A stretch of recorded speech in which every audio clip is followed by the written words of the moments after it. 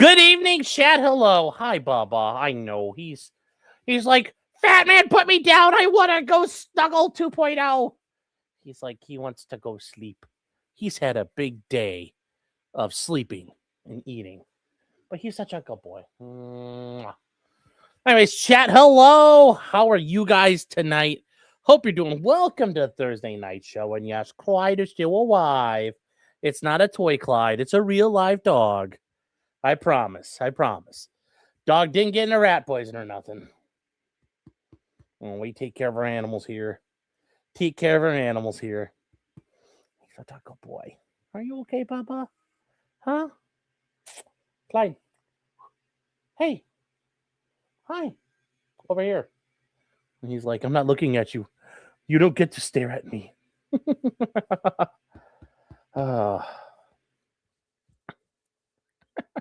All right, buddy. He's like, I don't know. I think 2.0 is eating popcorn or something. And he's like, I want that. He's like, fat man. I wish to be fat as well. He's like, let me go. Okay, buddy. I'll set you down. I'll set you down. All right, buddy. Here you go. It's okay. You're okay. You're a good boy. He's a good boy. Yeah, he smells food. He smells something. Or, I mean, you can take like cellophane wrapping off of anything, like off a model box. I could crinkle that up and he'll come around the corner like, what you got, fat man? You're like, no food. And he's like, are you sure? Oh, I got too many buttons on. You guys haven't paid to get all those buttons. You have to pay for that. You don't have to pay for that. But yes, welcome to the Thursday night show. T-Rex Travels, yes. Happy Thursday. Yes, hope you're feeling better now. I am. Like I said, guys, on Tuesday, wasn't feeling 100%. Wasn't feeling good. So I was like, I went and I tapped out. But we're back, chat. We're back. How was your week? How was your weekend? Yes. Hey guys, how was your weekend? Yes, thank you. Thank you. And it's PPP is now joining the ranks of people banned by the quartering, which included me already. So it's like, suffer, PPP. Suffer. Anyways, thank you, T-Rex. Hope you're doing well. We got a bunch to talk about tonight. We got a bunch to talk about, chat. And we got a bunch of updates on different things. And we'll get to some of these other comments here real quick. Captain Dog 87. Thank you for being here, man. I appreciate that. I know you already have a lineup tonight, but please, for the love of God, cover the Carl Jobs suing King William. King William, the king of Kong. The pictures in the suit alone are a gold mine, yes. Carl Jobs, the guy who talked all kinds of shit about Billy Mitchell, and then Billy Mitchell fucking went all the way to Australia and beat his ass in a defamation suit in Australia. Carl has now sued Billy in Florida for, Mike, that's defamation. I can't do fucking Australia. He's a cuck. Carl's a cuck. He's Billy's bitch. And he's an albino freak. Anyways, yes, tomorrow night, actually, that was break. We were going to cover some, Russell Greer stuff. A little bit more had happened, but that's going to be top billing tomorrow night. Top billing tomorrow night. Oh my God. It's great. And Carl Jobs did it pro se. That's even funnier. So this is a real lawsuit, guys. But yes, we will cover that. We will cover that. Thank you for the $10. I appreciate it. Acted Ford for 5 subs. Let's fucking go tonight, chat. Already, you guys just storming out the gate. We got a woos for days now, chat. A woos for days. Stephen Cooper for $5 said a $5 for the kaleidoscope. Thank you. Amateur Iconoclast for 1 sub. Little Jen says towards weed peens for Clyde. Yes. Oh yeah. Thank you, Jen. He's gonna appreciate those. And then EDW Raptor for $5 says, What are Clyde's thoughts on Carl going after Billy Mitchell pro se? Clyde would rather do things like lick his non-existent balls than have to talk about Carl. That's how little he thinks of Carl at this point. You know, hello, you absolute legends. It's like, yeah, well, you're not a legend, so thanks, Carl. We'll cover that. VTubing enthusiast for 5 subs. Another. We're getting a Clyde a wooing tonight. The funny thing is, he's probably gonna woo for 2.0 while he's sitting there. I mean, like I said, guys, when you're just sitting there, he woos for us all the time. He does it all the time, especially in the morning. He just does a bunch of them. So you guys miss out. You guys miss out when you aren't here for that. Oh, EDW Raptor for 5 subs. Thank you, EDW. Oh, oh, oh yes. Oh, you got Freebird. Well, we won't do Freebird. We'll do some. What was the song we were picking last week? What was the song we picked last week? Hold on, chat. Oh God, what was it? I can't remember it now.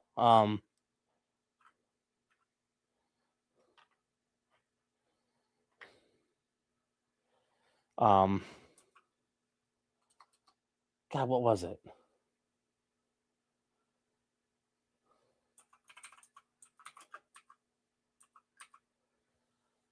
Oh fuck, I can't remember now. We had it. Damn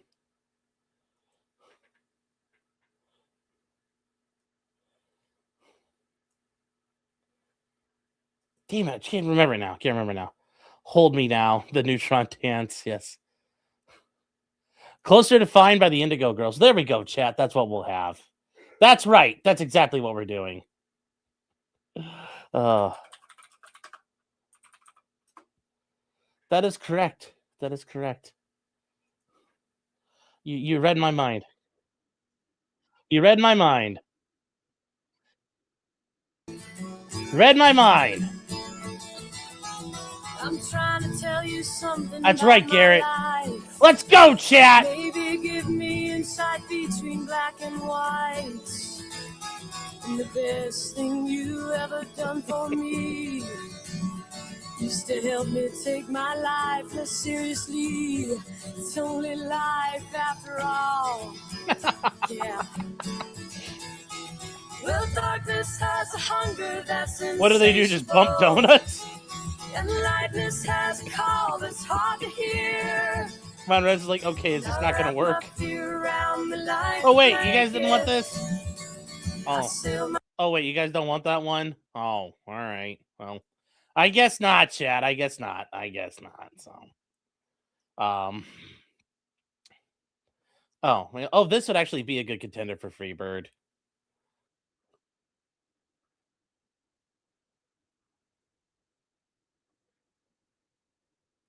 No, we're not doing that. We can't do that one. We'll get highlighted for that one. When do the scissors start? Yeah. Sail Away by Styx, maybe. Yeah, well, we still need to work on that, chat. We still need to work on those answers. I want to tune a sub now. You'd rather Mr. Brightside by the Killers? Yes. Actually, it's not a bad one. I still remember that when it came out. Many years ago now. VTubing enthusiast for 5 subs. Thank you. Ohio by the Pretenders. I don't think I've ever heard of this. Really? Let me see. When is this?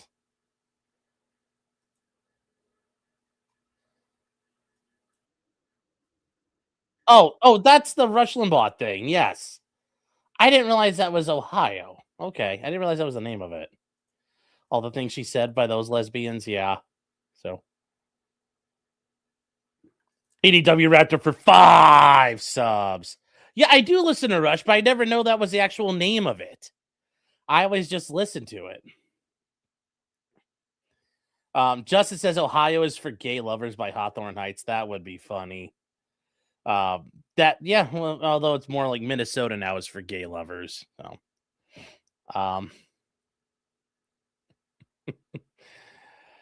oh, Ohio's for Lovers, Hawthorne Heights. I know it's a song. Captain Dog says, asking for you, can you cover bigamy on our favorite Rage Pig? And how is it realistically rarely charged? And let's pile on with other things. Yeah, and especially in a place like Nevada with all the Mormons running around, they're going to be like, well, I got to be careful of how we charge bigamy here. So, and even then, if he's not engaging in legal marriage, that's really the biggest thing there. And that's we'll just bring that up now. We'll just bring that up there.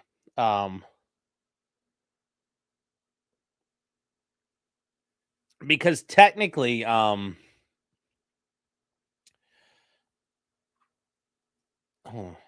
on here.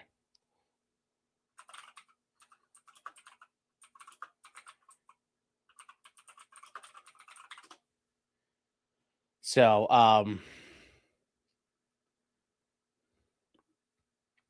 now,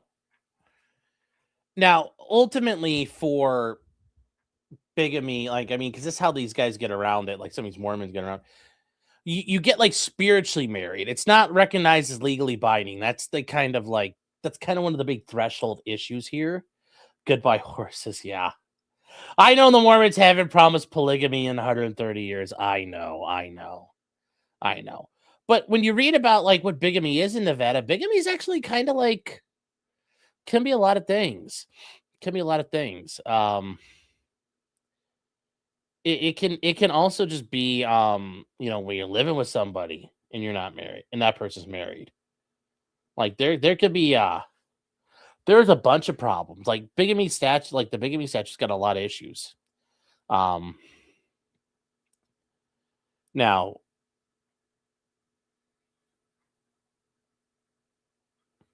that's really the biggest thing here. So like if Ralph and Scarlett go to Hackamine and you're like, they get married by Elvis and that's it, and they don't file it, then it's not bigamy. Like it's got to be legally filed. So I mean, he could probably get away with doing that. He can probably get away with that. One woman is trouble enough. Yes, one woman is trouble enough. Chat. What's it between gay marriage and bigamy? I don't know. Oh, Ralph just wants the alimony. Yes. All right, guys. So that is. We're gonna leave that there. We're not gonna go any further into that. Yes. Way off topic, but happy T-Rex Trails. Happy wedding week to the proud owner and host of the illustrious Kill Stream, the world famous Kill Stream, Ethan Oliver Ralph. Yes. The warrior poet of West Memphis, Arkansas. And then but yes, we can talk about that a little bit more. It's really only gonna be an issue if they get covered, but really that's the issue of bigamy in Nevada. And then ultimately, if you go down to Mexico, well, then it's I don't really know what Mexico's bigamy laws are, but as long as they don't file the marriage, they're probably okay. I would argue. At least that's my quick understanding of things. I checked this out earlier myself about like how does that all actually work. So, but you know what? It's not legal advice because you know what you do? You need to talk to a Nevada lawyer because he's the only one that can tell you what you're doing. So Ralph and Scarlett, just get a hold of a lawyer real quick. May not be a bad idea. Although Scarlett's not married, so that's really not an issue for her. Although technically bigamy could be for Scarlett too, because when you read the statute, it's marrying someone already legally married to another person or knowingly marrying a married person. So I think Scarlett knows that Ralph is married, so I think she could technically face bigamy charges as well. Although they're not doing a legal marriage, it sounds like they're just going to go get hitched with Elvis. As long as they don't file in like legally. But even then, are they really going to go after him? No. People generally get charged with bigamy are like the Mormon fundamentalist and all those crazy fucking people and guys with like multiple wives all at once. That's really where that stuff happens. But yes, Ralph is still not technically divorced. So technically, like if you want to know the truth about it, technically it kind of is bigamy, but is anybody going to prosecute it? No. VTubing enthusiast says the Agarthan idiot, the Agarthan edit of all the things she said, it could be copyright free and will help the chat's real mind, body, and soul. I'll pass on that. KJ's been a member for 26 months. Says, Sean, happy birthday. May you have many more. Once again, it is not my birthday, but thank you for being here 26 months. Let's fucking go. Let's get this going now. We jerked around long enough, chat. Is Hackamania this weekend? Yes. Yes, they are. Yes, Hackamania is coming up. It's the, well, actually, it starts, I think it starts tomorrow, the 10th, 11th, and 12th. So we'll see what happens. Mystery Sniper says, real quick, we'll end on this one here. Member for 29 months. Thank you for being here. Thank you for the support. Says, all mods are furries. Just ask J-Rock Law. Yes, they are. All mods, they're Janny trannies. I transitioned them from being in chat to being a Janny. So all Jannies are trannies. Thank you for your support. Wrestlemania is this weekend too. Oh, I didn't even think about that. Cool.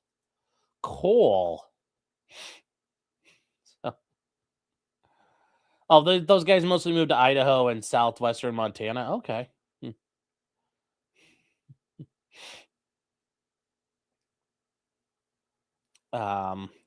Terrence Charles says, would overturning Oberfeld v. Hodges make it so the contract don't have to be recognized by other states? I mean, well, you just run into full faith and credit issues. I mean, like, I think that would be a massive problem with it anyway. But ultimately, if you register it in Nevada, it doesn't matter what other states think.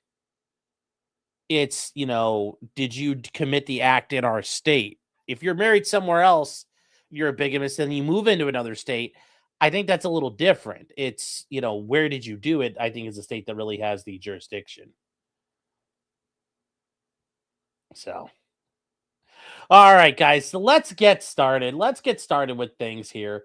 Kind of starting off for tonight is the Gilgo Beach, not Dildo Beach, but the Gilgo Beach serial killer and the Gilgo Beach murders.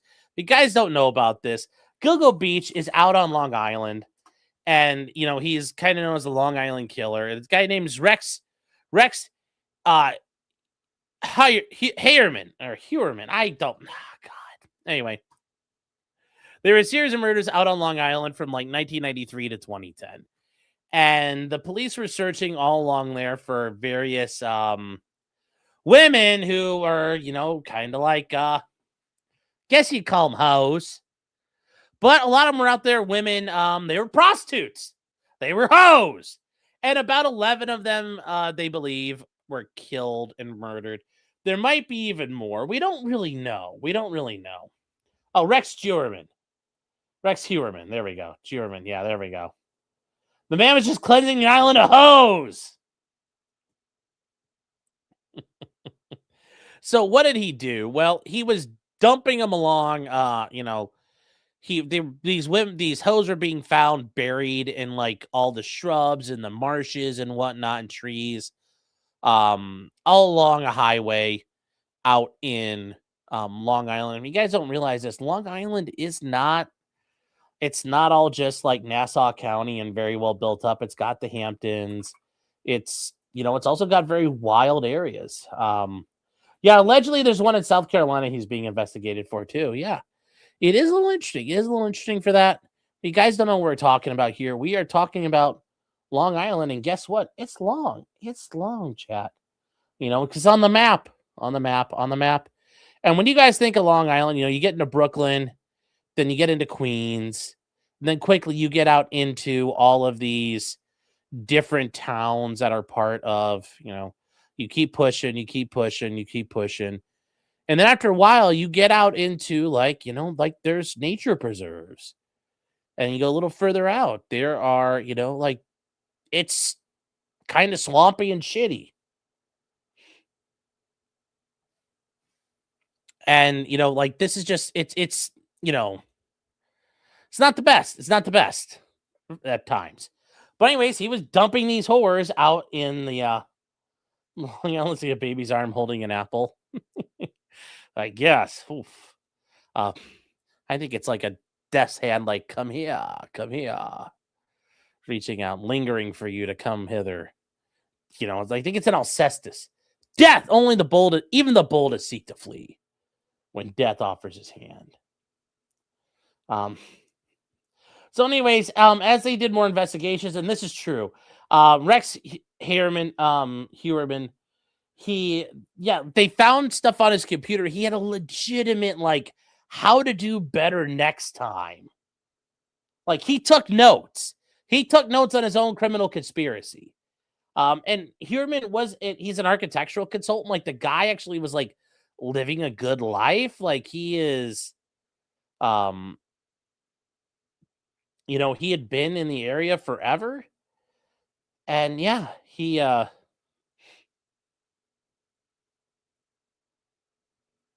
they eventually they've been, for like over 10 years, the cases had gone cold, and they were investigating more, and they figured out it might be his car, and they started getting a search warrant, and they started collecting things. They did mitochondrial DNA.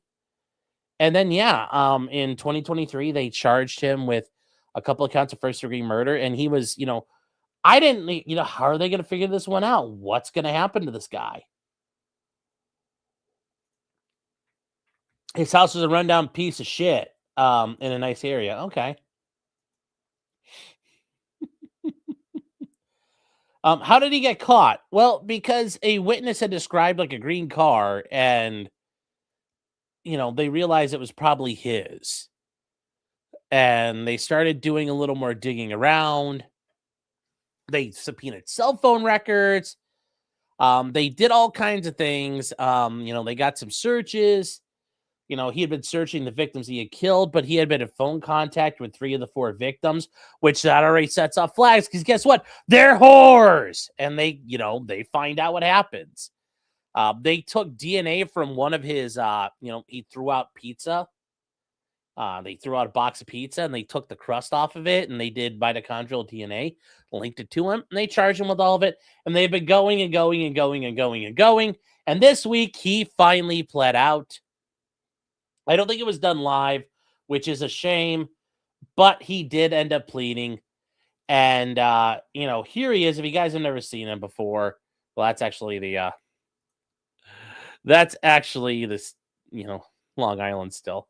But this is Heuermann or Hoyerman, whatever his name is. Whatever his name is, this is him. And I mean, look at him with a haircut like that. If you got into a car with a man who has a haircut like that, if you don't get chopped up, I'm surprised. But you can't get into a car with a man who has a weird, like, drop faded bowl cut like that, and then be like, oh my God, he's strangling me to death. Who could have foreseen this? Like, how can you think that? How can you think that? I understand they needed cash, but there's another way to get cash. There's other ways to get cash. He's jacked. Well, he's just a very big guy. He's just, you're a very big guy for you. And for those hookers, yes, it's a very big guy. But anyways, here we go. This is him coming into court, and they just kind of, this is how they do this is how you do. So he looks like an attorney. Funnily enough, he kind of does. If he had like better hair, you'd be like, oh, I could be a lawyer. Anyways, here he is coming into court. We're going to do the waivers first, okay? For the defendant, Michael Brown, Route 20, Carlton Avenue, Central City, New York. Good morning, Judge. Good morning. I think that's the most awesomest haircut in the world. That screams fucking psychopath. How old is this guy? He's in his 60s. Thank you, Your Honor, and thank you, Mr. Brown. As I was beginning to say, as you can tell, he's a big son of a bitch. He's a very big son of a bitch. It is the understanding of the District Attorney's Office that the defendant will plead guilty to 7 counts in the indictment, specifically counts 1 through 3 and counts 7 through 10. Counts 4 through 6 will be dismissed in satisfaction at the time of the defendant's sentencing. In addition to allocuting to and admitting his factual guilt to all elements of counts 1 through 3 and 7 through 10 of the indictment, the defendant further agrees that although he has not been charged with this crime, he will admit as part of his plea that he intentionally caused the death of Karen Brigada and transported and left her remains in Suffolk County in 1996. The District Attorney's Office agrees that in exchange for the defendant pleading guilty to counts 1 through 3 and counts 7 through 10 of the indictment and admitting to the uncharged murder of Karen Brigada, the District Attorney's Office recommends the following sentence. Chat, so he's admitting to a murder that he hadn't been charged with yet. And they're making a recommendation here for him. Counts 1 through 3, murder in the first degree. The maximum sentence of life imprisonment without parole to run consecutive to each other. Counts 7 through 10. It's not really much of a help there when you're doing LWOP consecutively, yeah. So. The maximum sentence of 25 years to life imprisonment to run consecutive to one another and with the sentences on counts 1 through 3. To summarize the foregoing sentence. So that's a lot of stuff stacked up. 3 lives without parole stacked up, then 25, the 25, the 25, the 25, the 25. Yeah, he's never getting out, but yeah. The defendant agrees to serve 3 consecutive life sentences without the possibility of parole regarding counts 1 through 3, followed by 4 consecutive sentences of 25 years imprisonment to life to run consecutive to one another. Should the defendant allocute to the murder of Karen Brigada, the defendant's guilty plea and this plea agreement will satisfy and cover the uncharged homicide of Karen Brigada. In exchange for all of the above pleas, there will be no further prosecutions pertaining to the murders of the aforementioned 8 victims: Karen Brigada, Valerie Mack, Jessica Taylor, Maureen Brainerd Barnes, Melissa Bartholomew, Megan Waterman, and Amber Costello. The defendant will acknowledge both orally and in writing that he has received voluminous and sufficient discovery to make an informed decision regarding his plea here today. The defendant will further waive any objections to the District Attorney's compliance with Article 245 of the Criminal Procedure Law. The defendant has also agreed to withdraw all motions currently pending before this court. As set forth in the written waiver of right to appeal, the defendant agrees to waive his right to appeal, which includes the court's prior hearing determination, as well as any claim that the sentence imposed by this court is excessive. The defendant further acknowledges that he's been fully apprised by his attorneys of the rights and privileges that he is waiving, and that his waiver is being agreed to knowingly and voluntarily and made for the purpose of receiving the benefit of not being charged with the murder of Karen Brigada or any other charges related to the deaths of Maureen Brainerd Barnes, Melissa Bartholomew, Megan Waterman, Amber Costello, Valerie Mack, Jessica Taylor, and Sandra Castilla. Finally, counts 4, 5, and 6 will be dismissed in satisfaction at the time of sentencing. And I believed in the beginning, with regard to the 8 victims, I inadvertently left out Sandra Castilla. Mr. Brown, Judge, can he be Of course, he leaves out the Hispanic victim there, but this is just, guys, this is a very standard, like, you know, they are settling all these murders. He's pleading out. It avoids drag. I'm sure his family was like, please don't drag us through this. What's going to happen? I'm sure he doesn't want his family to suffer. A lot of times they cut deals with him. Like, what's going to happen to me? Am I going to get access to things while I'm in prison? Like, what are you going to do for me? Apparently he's also allegedly going to work with the FBI's behavioral analysis unit to work with them on working on serial killers. So that show Mindhunter, that is an actual thing, although there are times where they're completely like fucking a joke. And throughout history, they've completely not gotten the right guys, but he is doing it. And yeah, here we go. Cop in the back there has a hell of a haircut too. Yeah. Whoa, buddy. I'm like, homie, don't hide the gray hair that much. Just let that shit grow. up for a moment just to sign certain documents? Sarge? Yes, Judge. All right, Rex, we're going to sign this.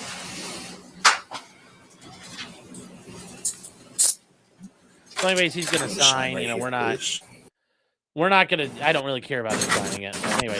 That's it, thank you. Mr. Heumann, before I swear you in, the elocution is taken. I have some questions to ask of you. They're obvious and simple questions, but I have to ask them. Okay? Yes, Your Honor. How old are you? 62. You read and write English? Yes. Have you discussed this case with your attorney? Yes, I have. Have you had enough time to discuss this case with your attorney? Yes, I have. After discussions with your lawyer, you feel it's in your best interest to plead guilty rather than go to trial. Yes, Your Honor. Are you satisfied with the manner in which your attorneys represented you in this case? Yes, I am.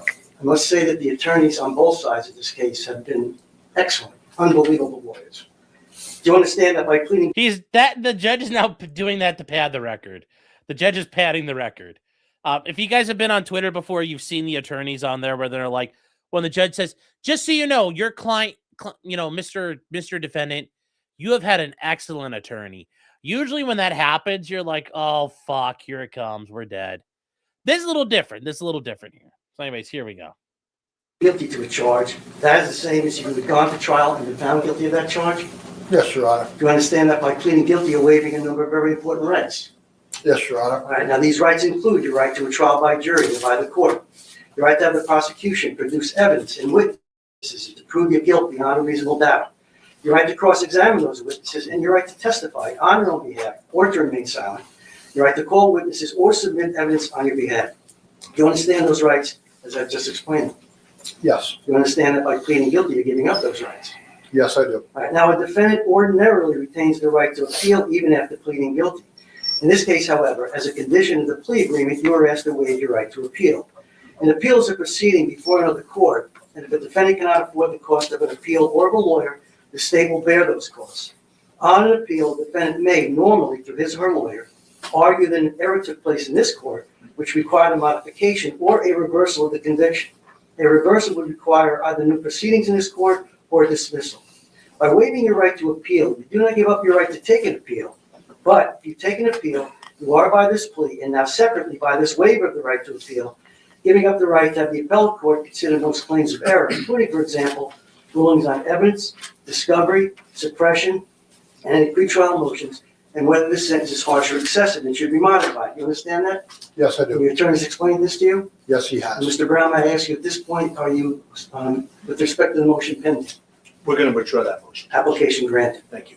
are you willing to waive your right to appeal in this case in return for the plea and sentence agreement? Yes. Do you waive your right? Now, Chad, this is one of the things where I've talked about this before. Every state's different across America, but when it comes to things like pleas, these are things the Supreme Court throughout, the past 80 years, really the past 50 years, have been very good at hammering out that you have knowing, voluntarily intelligent pleas. And you notice these pleas are generally the same from state to state and case to case. When you guys have watched, like, for example, you guys have watched me out there, like on TV in one of the courts that's out there, it sounds just like this. It's for somebody getting caught with drugs or shoplifting versus this guy who's lopping off hookers' heads. But it's all the same thing, all the same principles. To appeal voluntarily of your own free will? Yes, I do. Are you entering this plea bargain voluntarily of your own free will? Yes, I am. Has anyone forced, threatened, or coerced you into pleading guilty? No. Are you under the influence of any drugs, medication, or alcohol right now? No. Are you under the influence of any substance which has impaired your ability to think clearly or understand what's going on here today? No.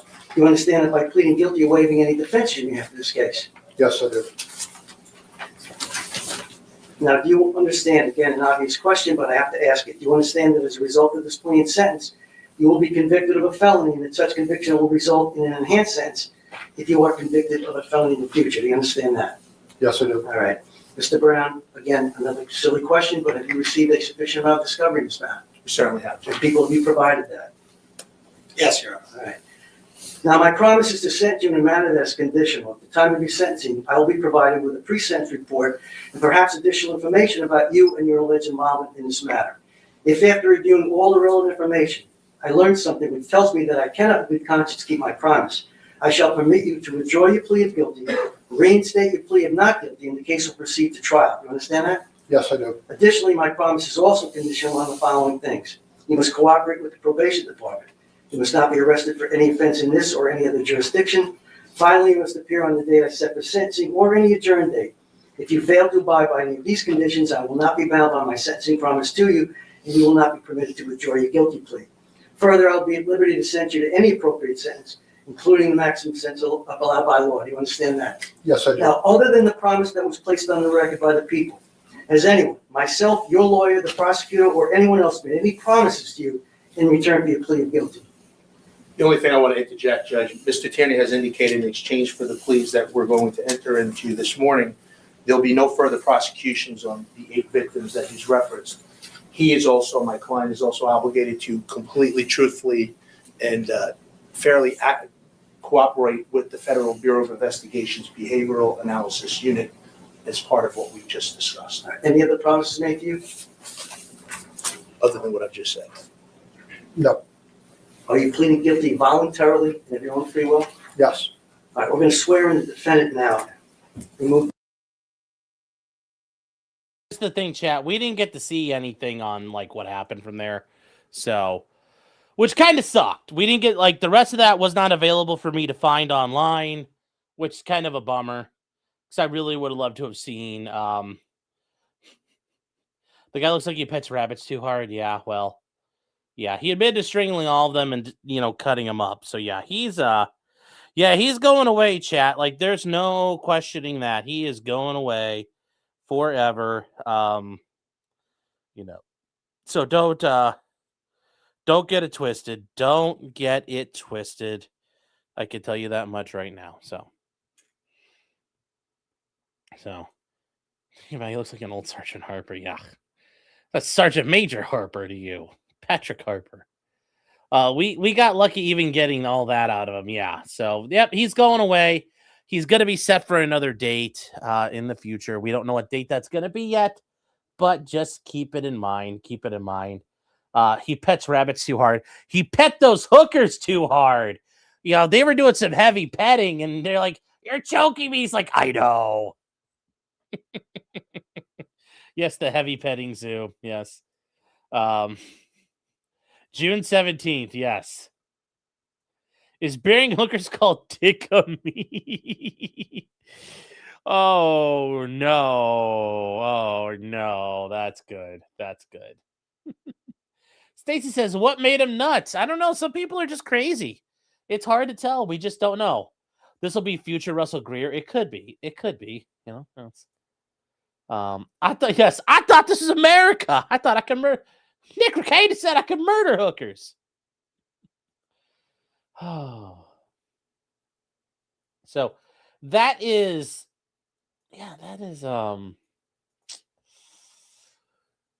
that's a ending to something that was going to be kind of big in the true crime world. There was his attorney ended up giving a bit of a press conference, and normally, attorneys shouldn't be talking about their clients or all their stuff, but this one actually makes sense. Like, you should probably go out there and kind of talk about it, especially because, like, you're not hurting anything. I can't give you can't make it worse. Conversations that are confidential, but I will say to you that there came a point in this defense where Rex said, I want to plead guilty. Right. And it was at that point when we really had an objective of protecting his interests. But Mr. Brown, Yes. yourself. And that's true. If your client says, hey, look, man, I don't want to do this anymore, that's it. I mean, you tell your client, like, what do you want to do? I want to go to trial and win. But as the case starts unfolding, man, can we get a plea deal? Guess what? Now I've got a new objective. Mission changes. And guess what? You're out securing the new objective. Told us many times that you believed he was not the guy. When did your thoughts on that change? Well, my thoughts aren't important. At some point... No, he's like, my thoughts aren't important.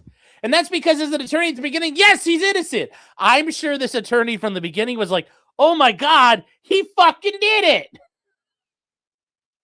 I'm sure this guy's sitting there thinking like, holy shit, we're toast. And I think that there might have been finally some discussions where they're like, Rex, old buddy, old pal, you understand we're like Dunsky, right? And I think Rex understood that at some point, because that is, this is kind of like, this is the area. I think that's something we have to consider is like his attorney's just like, we're just, we're not here to talk about that part. And you're like, but aren't we? But aren't we, chat? And it's like, yeah, we are. Yeah, it's like he knew when he saw The haircut. Oh no. Oh no, you guys, that's too mean. That's too mean. The pussy was out of the burlap bag. Yes. He admitted responsibility to us and indicated that he wanted to proceed to trial. So I don't sit. That's weird. I would never say he admitted responsibility and he wanted to go to trial. I don't think I'd ever tell me like he admitted to things, but yeah, even if they admit responsibility, you could still go to trial. When there's people out there that say like, if your client admits to it, you can't represent them or blah, blah, blah. They're full of fucking shit and they've never had to go. Sometimes your client just tells you that because they want to tell somebody. Sometimes I'm telling you helps because now you know where like there's evidence lacking. There's sometimes benefits in knowing exactly what your client did. There and judge a case. Our objective and our job is to be zealous advocates for the client, right? That's what we do. We do it on every single case. A good lawyer is going to advocate for their client. That's what we've been doing from day one. My beliefs, and it's insignificant. Mr. Bannon, yes, sir. The hearing is often, these kinds of hearings are so clinical. Can you give us an understanding of his mindset coming in and whether he, without betraying confidences, may have said something that indicated a particular way he was thinking or feeling about this? You're talking about this morning? Yeah. Well, this is not something that nothing has been done from the hip. We don't shoot from the hip on this case. This case, every single decision we've made has been calculated and thought out, and we've thrown it around hundreds of times. And the reason I say that is, we've been speaking to him and preparing him for today, and that's been ongoing for weeks. Is he sorry? This is a tough question. I would hope so. Thank you for watching. Okay, thank you, Chris Cuomo. We are not watching you. Did I cover the NFL checks yet? No. The lawyer's belt buckle is handcuffs. It is? Hold on here. We're going to go back. No, it's like, it's not handcuffs. It's oh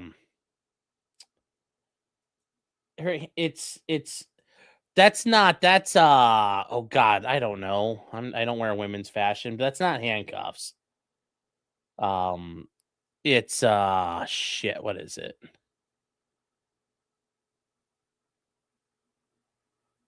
I don't know. Is it a Gucci one or is it Coco Chanel? I don't know. Whatever it is. It's not is it Dolce Gabbana? I mean, might be. I don't know. It's a Pooner gear.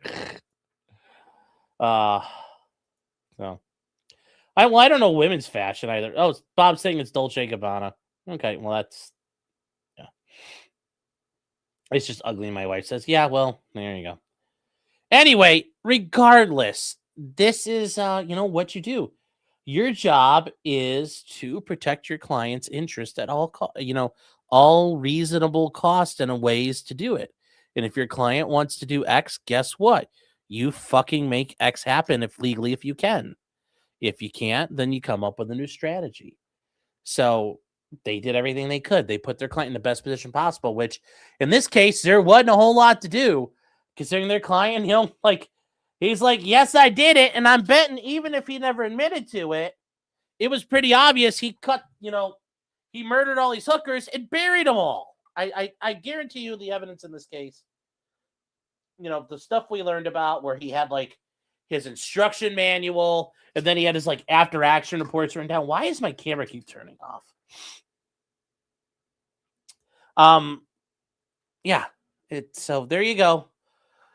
But anyways, yes, that's going to be the end of the Gilgo Beach killer until June 17th. But it's over for now, chat. It's over for now. Moving on to another judge, which very, very good. Somebody else who could suffer now. Former Milwaukee County Judge Hannah Dugan. His sentencing has been scheduled, chat. Has been scheduled. Real quick, Hell is asking, What difference would it make if he had been prosecuted for more?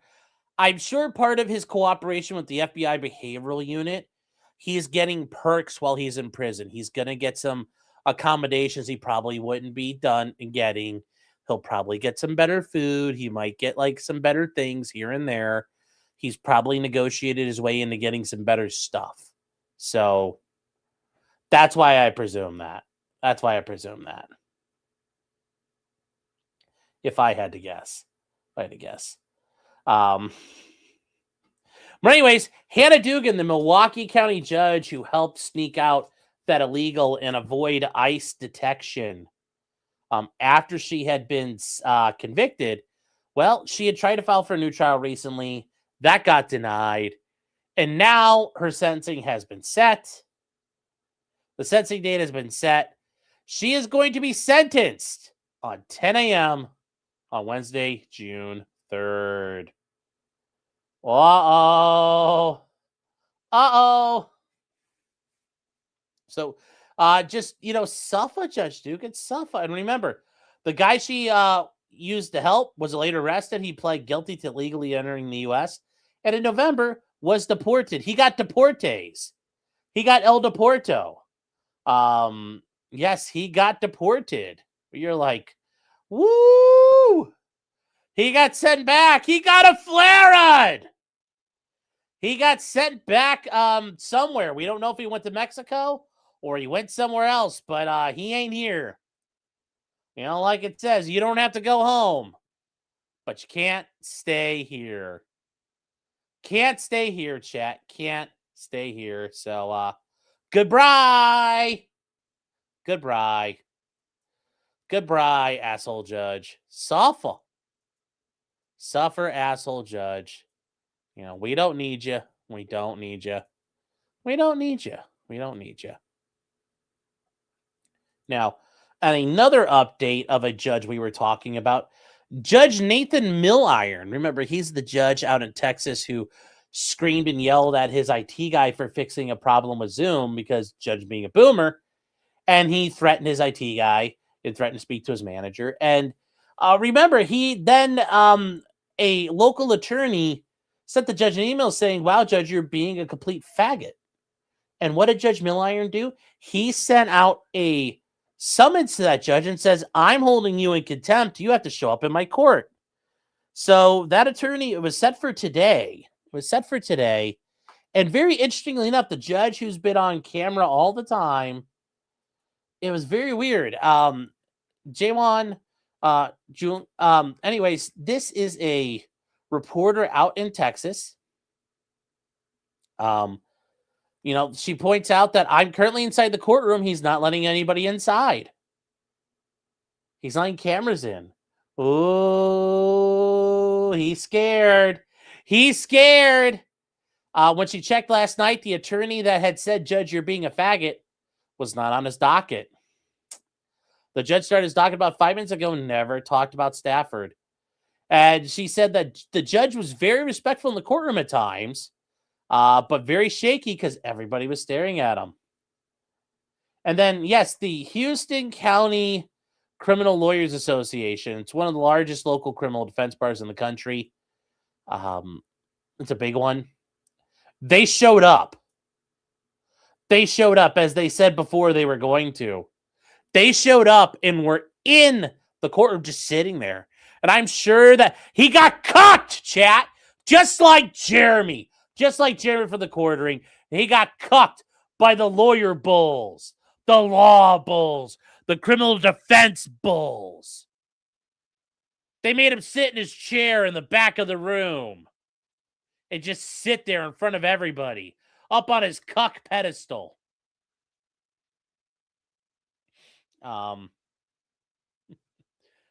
Yeah, but they said it was important to show up and ensure that nothing else would happen. And nothing else happened that we know of. So it's like, so that's kind of the problem. We don't know what else happened. Yeah, at some point.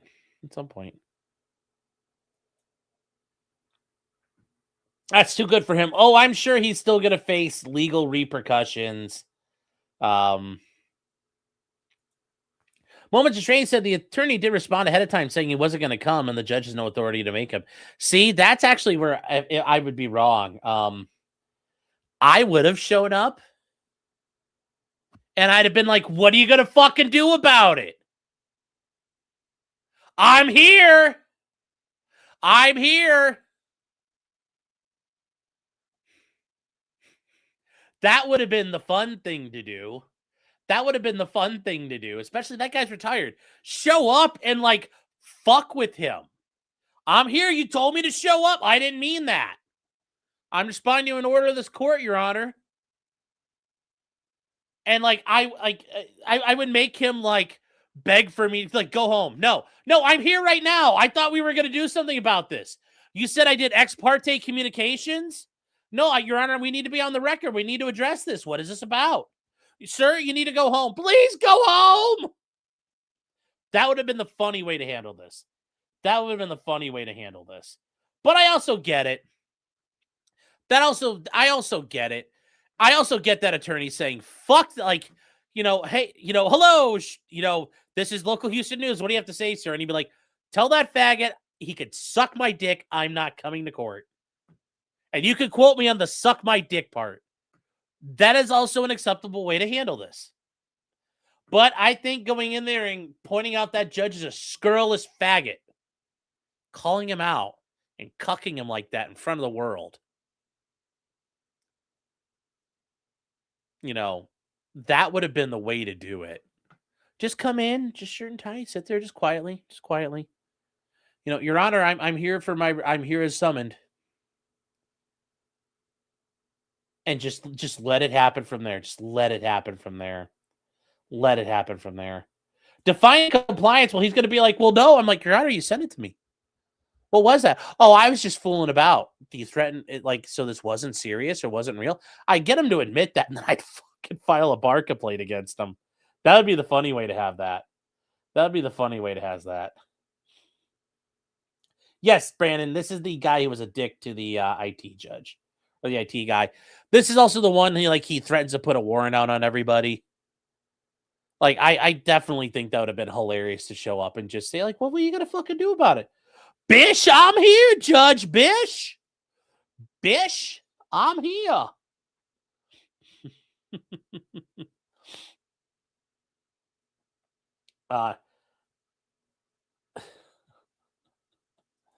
Adam is correct. Your true character is revealed in how you treat people you don't have to treat nicely. Yeah.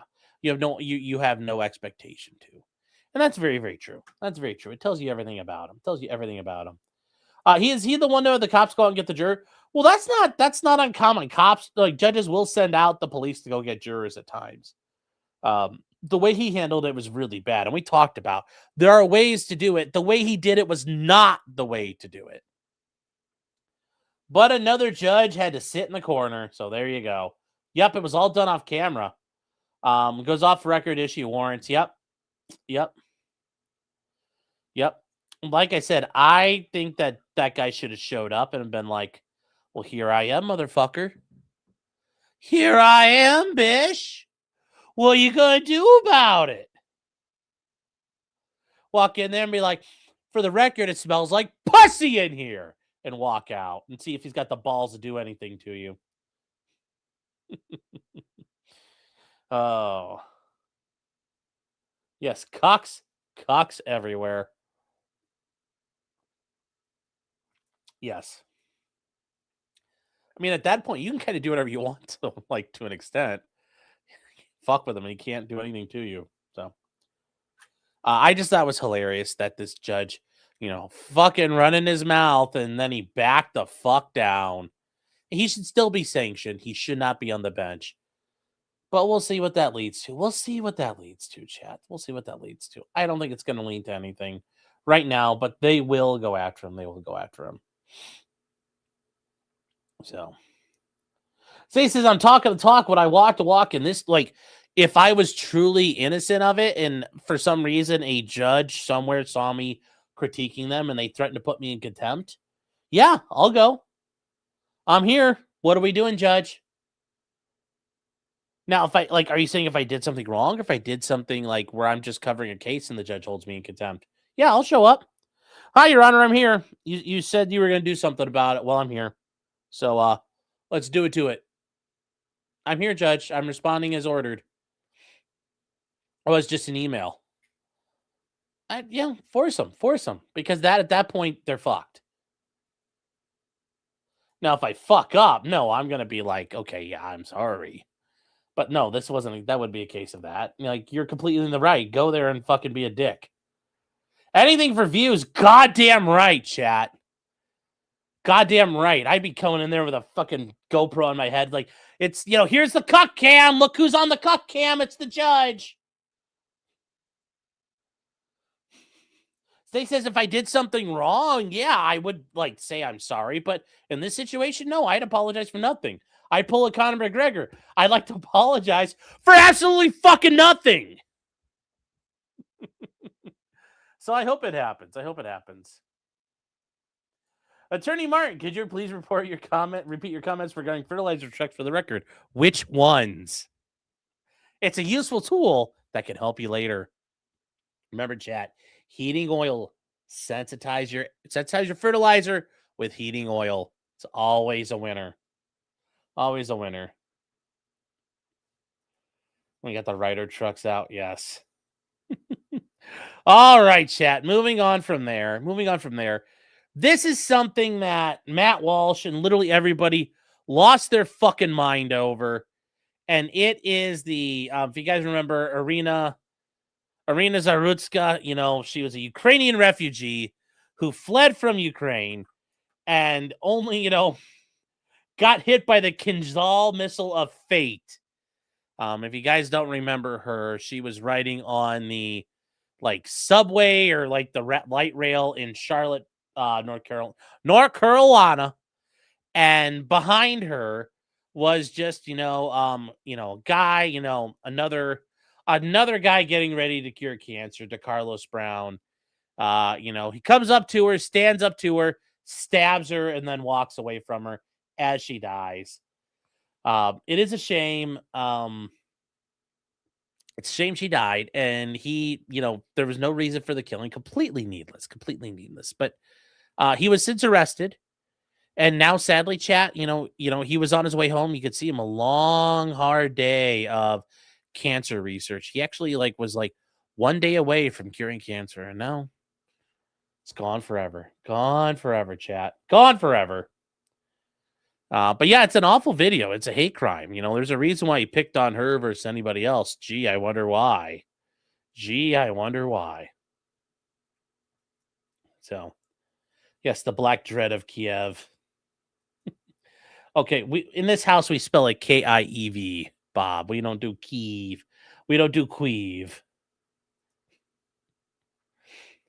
What did he say after he did it? Play that. JDK, I don't have the actual things around on me, but yes, he basically, acted like crazy man after he did it. Well, as of right now, he has been deemed incompetent to stand trial by doctors. Okay, but that doesn't mean he goes home.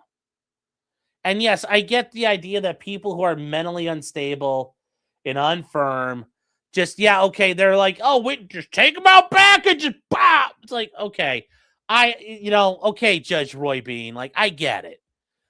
You want to do that. It's like, okay, Mr. Action T4. We're not just murdering and sterilizing and euthanizing all the fucking mentally insane people in this country. How about we warehouse them? That's a lot more humane than just murdering them. But anyway, he is been deemed incompetent to stand trial by doctors. But he's not going home. Nothing's happening with his case. What happens is he has to get restored, chat, and the court has to look at that. Remember, we talked about this before in other cases. That case here in Cleveland where the lady stabbed up the kid in the grocery store parking lot. She had to be restored, and they had to forcibly medicate her. But they restored her competency. They'll restore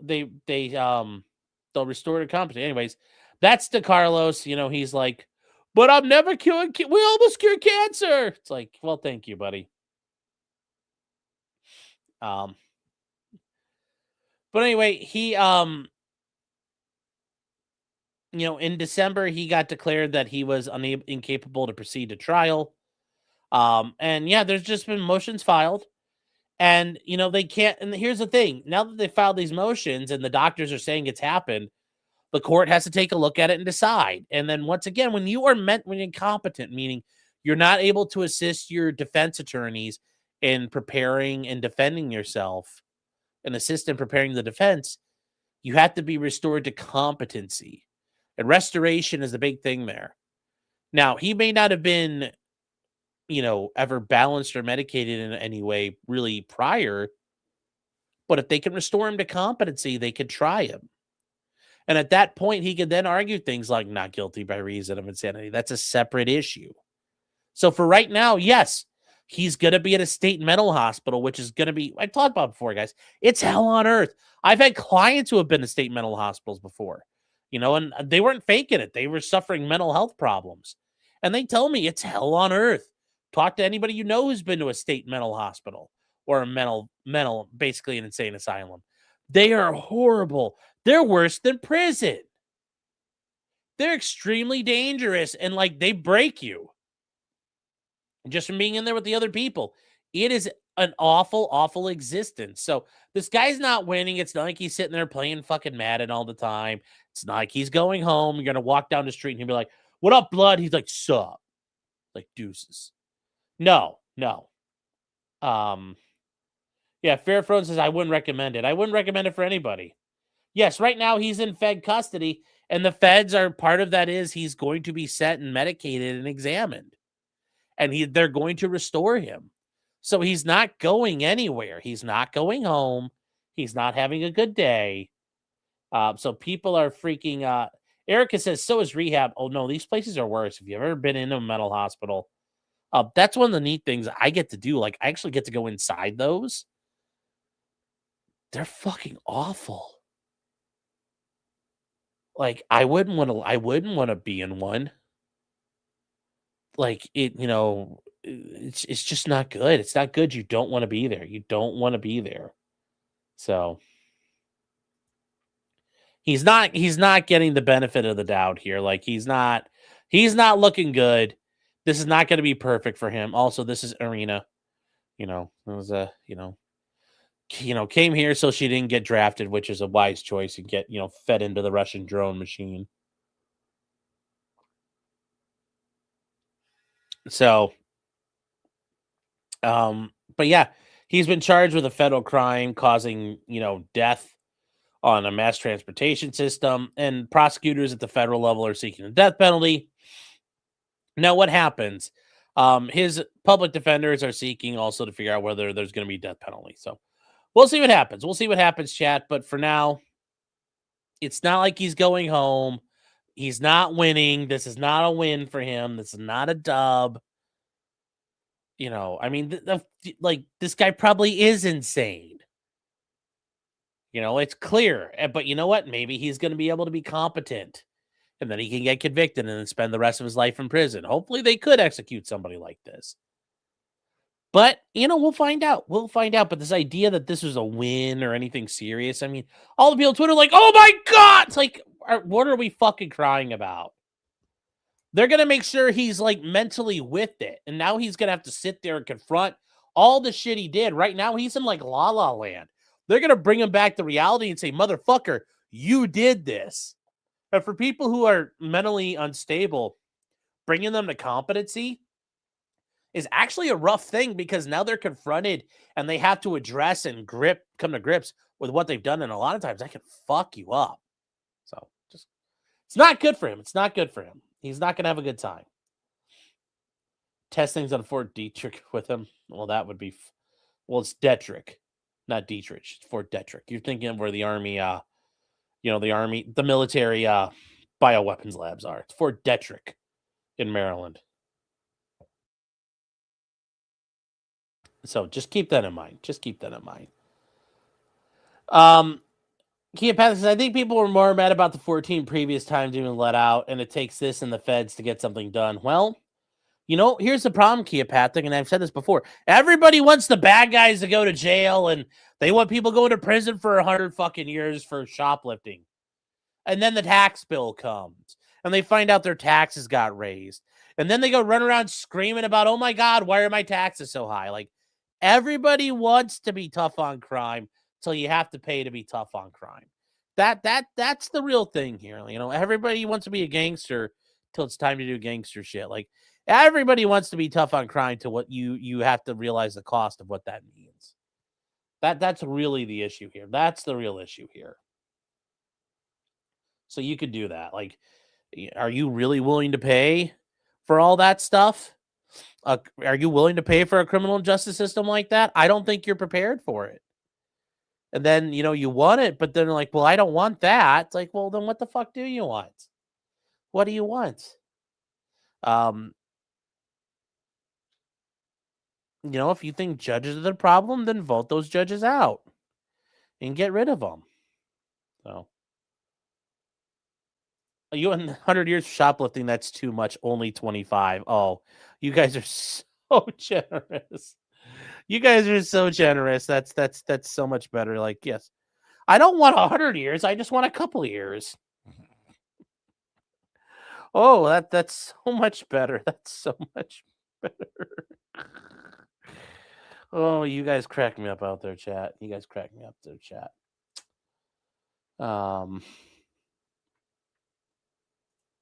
I just want to spat platitudes and do nothing about it. Well, there you go. That's correct, Justin. Yes. I want to be tough on crime. Okay. What does that mean? Justin Smith says, sure, but 14, like, that's not like you, like, those are kind of baby numbers, man. 14 convictions. Like, Jesus, man. That's not like, you are little baby. I can show you people with much more. That's, yeah. One of those, we're still paying for all those arrests and all the lawyers and judges for those cases. Well, it sounds like the defense attorneys did really a good fucking job. They kept on getting this guy out of problems. So, mad respect for the defense bar for doing their job on that. But there's going to be nothing there. So don't, like, you know, just don't worry, chat. Just don't worry. Don't worry. Don't worry. Oh. Now, guys, moving on to a thing that's new. Actually, it's not really new because when you hear about this story or what this is about, you're like, So you guys realize the NFL had female referees. I know, shocker. I know it was a big deal when it happened, and a lot of people are like, "Oh, they're gonna fucking suck." And you know, we had all this stuff of like, "Oh no, they know what they're doing. They're really good at it." No, it turns out they were fucking awful at it. They were awful. They were garbage. Guess what? Guess what happened? Well, there's been a lawsuit filed by the female referees. You're like, well, who could have foreseen this happening? You're like, oh no, oh no, who could have foreseen this? What? You're like, yeah, this totally happened. Yes, it's like James, like, so they sucked. Well, yeah. Well, it's got filed a little while ago. We didn't get a chance to cover this last week, and I thought we'd cover it otherwise, but you know, I was like, I don't really have time for this. Well, like, it'll be good for Thursday nights. But anyways, it was filed. Anyways, it's Robin DeLorenzo and a couple other attorneys who are pro Hawk suing the National Football League. Dun dun dun dun. To quote the great Chris Berman. Yes. They say for years the NFL has celebrated its purported commitment to diversity. Yet nobody really. Equity and inclusion. So fucking gay. It highlights the few women who break into historically male-controlled spaces as proof that barriers are falling. But the treatment of the plaintiffs tells a far different story. And they say the plaintiff's career is not derailed by lack of ability, effort, or dedication. It was destroyed because she is a woman. It's like, was she really? Despite its slogans and all this, it was subjected to gender-based scrutiny, humiliation, disparate training, unequal gear, and open hostility. Well, When you suck, that's what happens. So they say what happened is not a misunderstanding. It's a predictable outcome of a workplace that still views female refs as novelties. Yeah, no shit. Like, wow, we're just figuring this out. So, but anyways, they're pointing out here NFL's conduct violated Title VII of the Civil Rights Act. Also, New York State human rights law. New York City's human rights law. Remember, chat, we talked about that before. And the New Jersey law against discrimination. And why do they talk? Well, they talk about it here. So just like Russell Greer, plaintiff is a woman. Plaintiff is a human being and a former NFL official who's discriminated against. At all relevant times, she resided in the state of New Jersey. The NFL is a trade association. That's correct, Chet. That's how these groups work. It's a trade association, and the members of the trade association are the football teams. And it is located in New York, New York. The defendant Anderson is a man. He's a man. He's got a penis. And the former senior vice president of officiating, who was the direct supervisor during employment with the NFL. He resides in Harris County, Texas. And that's the interesting thing, chat. A lot of these NFL people live all over the country. And there are Ed Hockley. He's the you guys may remember this guy here, Ed Hockley. He is a famous attorney or famous NFL referee. Believe it or not, he's actually a fucking attorney. He does appellate work in the Ninth Circuit. He served as an attorney at Jones, Skelton, and Hockley. He is actually, yeah, it's kind of funny. It's kind of funny. He went to the University of Arizona Law School. And it's just, he's a trial lawyer. He done a lot of different things. He did civil litigation, did insurance fraud, legal malpractice, professional liability, products liability. He does all kinds of stuff. He's been in front of the Ninth Circuit. It's actually kind of funny that he did all that. He says a trial is nothing compared to the NFL. Bullshit. Anyway, it's so fucking hard, but it is very interesting that he did this. Justin says, fucking attorneys make me sick. Yes, I know. They're gay. I just thought that was always interesting because when you learn about the NFL,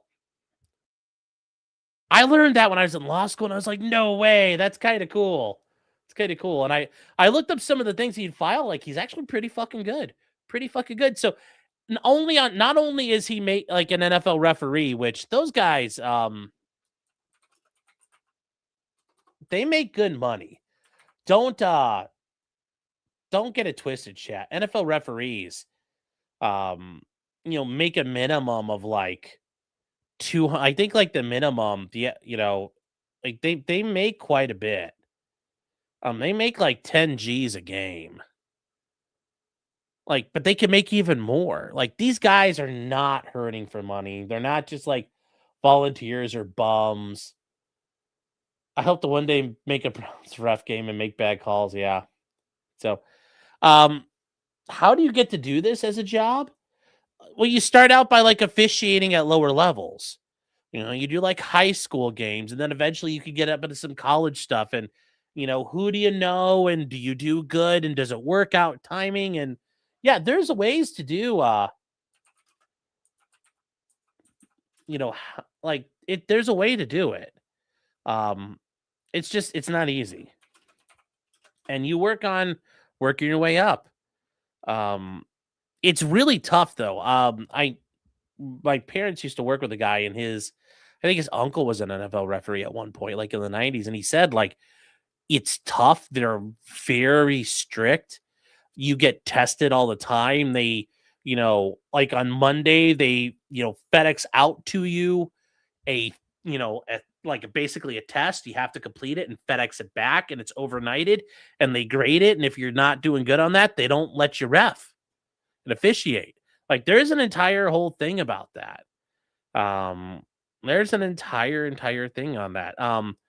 They have, they have programs that you can get put into and you can work on it. There's you get through and then you're in college and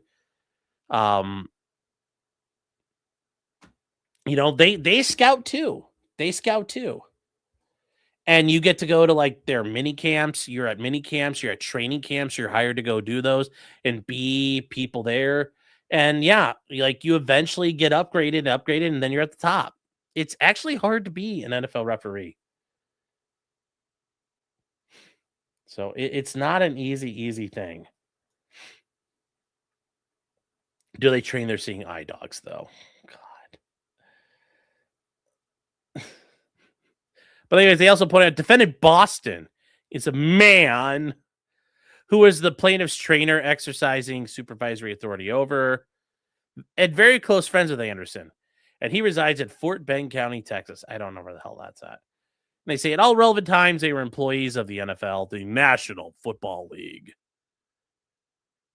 So they talk about all the things they're liable for. So here, and they talk about obviously all this stuff.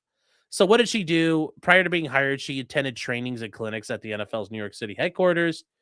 She visited headquarters for all kinds of things, including watching Monday Night Football from the replay room. And she also went to the NFL physicians for her physicals. So they're establishing the venue for all this. And we're not really kind of surprised at all that, how that all works out. And nobody's really challenging all of that. You know, venue's proper.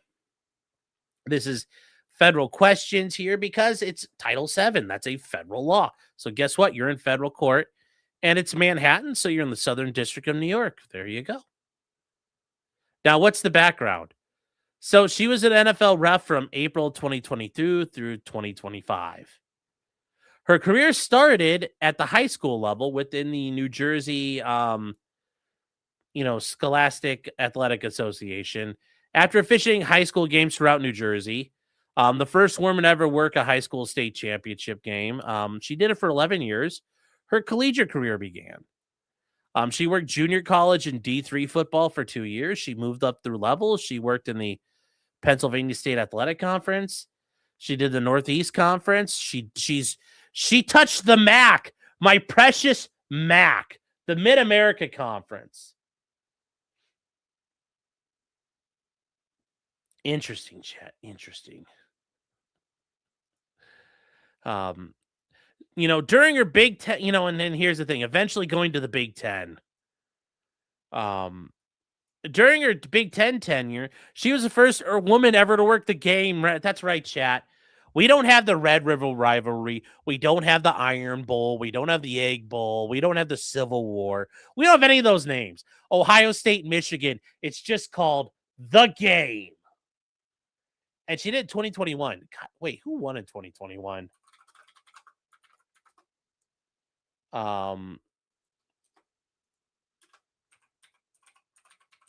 Let's see here.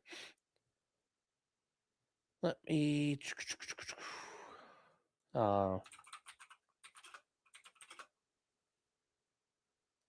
let's see here. The game. Yeah, let me see here. Ooh, I thought Michigan won it, but I wasn't sure. It's like, I don't want that bitch dirtying up Michigan's victory over Ohio State, and I think they did. I think she did. Yeah. Yeah, so she dirtied, she sullied Michigan's victory in Ann Arbor 42-27 over Ohio State. It's like, yeah. So she sullied it, chat. She stole their victory. She stole their honor. Although I'm not going to lie. This, there is a good stretch of time from, when I got to high school. When I basically got to high school onwards for the next, 20 years. Next 15 years, it was really next 20 years was really fucking rough. It was almost all fucking Ohio State. Just look at that. Oh, man. Then Michigan had a little bit of time in the sun. Yes, I know. It's nothing sacred.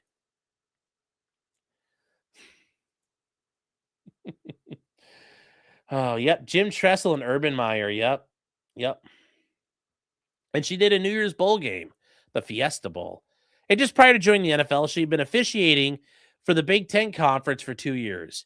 And notice, it takes a while to get to the NFL, her 20th season of officiating football. Like, there's a lot of guys, they start officiating football.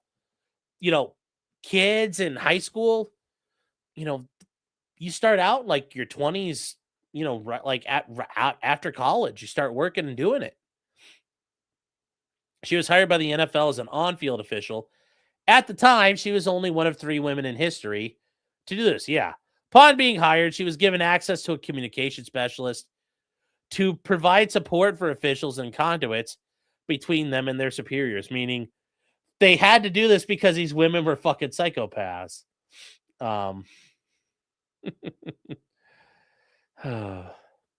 Yes, that is a very rapid rise. It's a very rapid rise. So it's a little weird. Who does Sean support in the mid? So do I support Michigan? Fuck yes, I do. Fuck Ohio State. Fuck Ohio State. Fuck them all. Like, I already hate Columbus because of the state legislator and all the government agencies there. But, like, if an asteroid could hit right in the middle of, like, the fucking horseshoe, I'd be like, please, Allah's will be done. So, the specialist would share important information about the officials that attend meetings, do all this. Now, in 2022, she was on the John Hussey crew. Hussey. So below is a list of pertinent events from her first season of the NFL that set the stage. At a mini camp, her very first experience, the following occurred. This guy directed her to take her hair out of her hat when she worked, so a ponytail would show out of the hole in the back. This would make her look feminine or make her stand out as a token female on the field. She is a token female. Like, you're holding her out as a trophy. She's being the trophy. Like, tucking all your hat under your hair. Like, what do you got? Like, you look like a goober. You look like a doofus.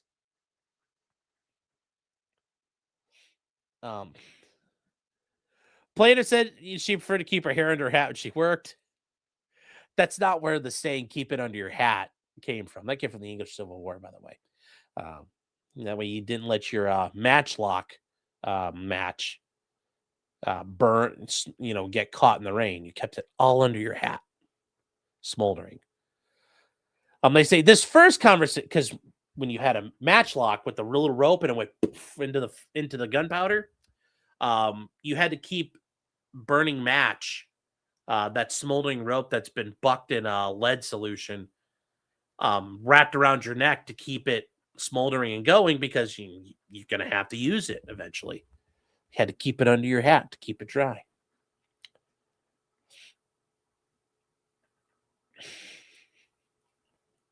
No, you don't put your hat in your hat. This is the first time and should have been the end of the discussion. Okay. Boston told plaintiff she looked like a rookie because her Nike shorts didn't have the NFL shield on them. She explained that the Nike shorts the NFL considered not fit because they were men's clothing. For example, they came down in the middle of her calf. She looked like she's a little kid. As a result, she purchased her own Nike women's gear shorts, hence the lack of the NFL, an apparent rookie-like appearance. This caused the plaintiff to buy NFL shield patches and iron them on the shorts. Oh, she had to do ironing, chat, and garment maintenance. Like a woman. She had to do the sewing and the cooking and the cleaning. In fact, she was forced to and did continue to buy all of her own gear in women's sizes. And iron a patch on them for the entirety of her 3 years of play by the NFL. I think that's bullshit. There's no way that she did that. She would have looked like dog shit doing it. There's a reason why that stuff comes from a factory, because it's done to spec. There is no way. There is no fucking way. Yeah, if Nike won't support your causes, is it bad? Yeah, I mean, I don't buy that for a minute. Another interaction took place at the Steelers training camp. Well, the Steelers are a bunch of fucking assholes. During the training camps, it's common for coaches to have the rookie players get up front during a meeting in front of the whole team and embarrass themselves as a rite of passage. Okay. So during one of these sessions, the refs told Mike Tomlin that the officiating crew had a rookie on it and that she should be made to sing in front of everyone as well. He did so right in front of her without so much as giving her the courtesy whether or not she would be okay with this. Well, you get hazed when you're the new guy. Deal with it. To be clear, plaintiff did not want to be a part of this, but she felt she had no choice. Well, she wanted to be a good sport. Yeah. Because they're going to think you're a joyless bitch. On that Friday at the exact time she was scheduled to sing, Anderson showed up. It was clearly there to watch her. Okay. They wanted to video record her, and she said she didn't want to. She then proceeded to put on utterly humiliating singing performance in front of the entire training camp. And the Steelers coaches, all men, and her season one officiating crew, all men. The guy's like, sorry, I recorded it. And it's like, well, oh well. And sure enough, he had. Okay. He showed her the recording, and she said he needed to delete it. He complied with this, but didn't change the fact he recorded it against her will. After the first discussion, he kept on telling her to wear her in a ponytail. She was so uncomfortable she considered cutting off her hair. I doubt that. I doubt that. So she complained, and nobody cared. The complaints were conveyed, and he was asked to stop discussing her hair. But because it had been, she says, but because it had been such a fixation, she felt she had no choice but to compromise. Well, is that? I mean, it almost sounds like you voluntarily decided. So she ended up wearing her hair slightly out of her hat in a bun. Throughout the season, she was exposed to ongoing abuse and harassment by Hussey. Hussey had recently been accused of mistreating another female employee, yet she was placed with him.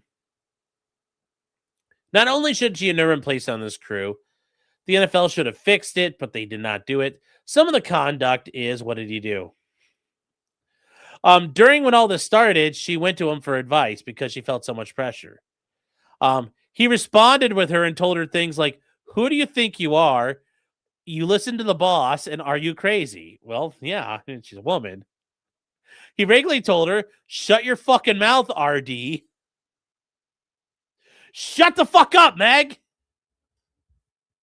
On one occasion, he observed her speaking with a seasoned coworker on the field during a foul call, and a question she had about it. In her view, she said there was plenty of time to have discussion because a fight had broken out.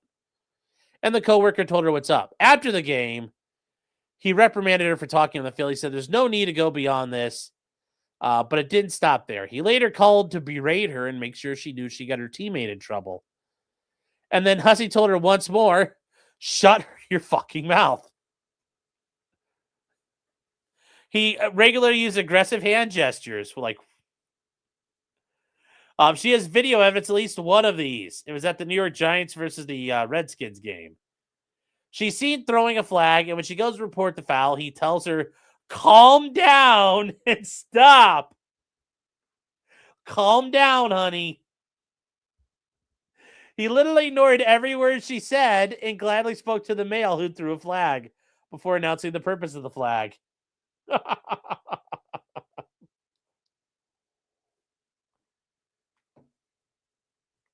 Hussey was so vile, but at the end of the season, he would not even speak to her. Well, now women normally do things. They don't speak to you. JJ says, do not tell us to calm down. It's because you all are fucking lunatics. Yes, calm down. It works every time. Yes. That goes to saying he never attempted to give her proper guidance and training. He helped sabotage her for a season. Maybe she sabotaged it herself. He didn't have the DC to get proper uniforms for the plaintiff. The NFL never did it. And they kept on going. For the majority of the season, she was required to face the elements without appropriate gear. Jackets that fit her, while the male counterparts had all the gear they need to stay warm and dry. I think that's all bullshit. That's all bullshit. At times, the weather was unbearable, but she worked through it nonetheless. Several articles of clothing were provided was too big to even be tailored. Direct response, she would receive complaints where we're doing the best we can, Robin. Well, yeah, that's also true. By the end, she finally received some cold weather gear, but she never received any undergarments that fit. Undershirts, compression pants, socks, flip-flops in the shower. Are you fucking serious? Nor is she given a single yard of clothing with the NFL shield on it that fit her. Okay, well, Yes, softball. Like, really?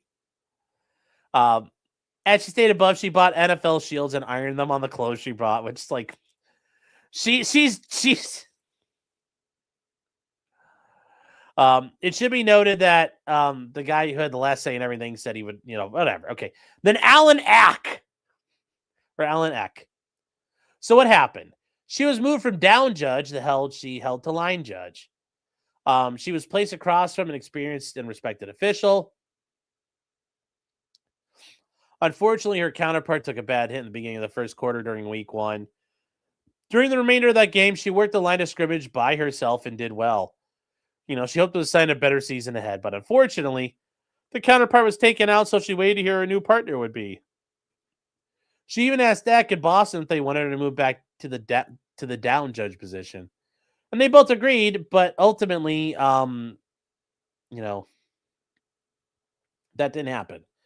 So they chose somebody who'd been around forever and had worked as an umpire. And this is significant because anyone who understands football officiating and the difference between her foreign position, this new position across from her, she was forced to become the veteran of the line of scrimmage for the 2023 season. Being the team player it is, she did everything in her power to manage the difficult situation.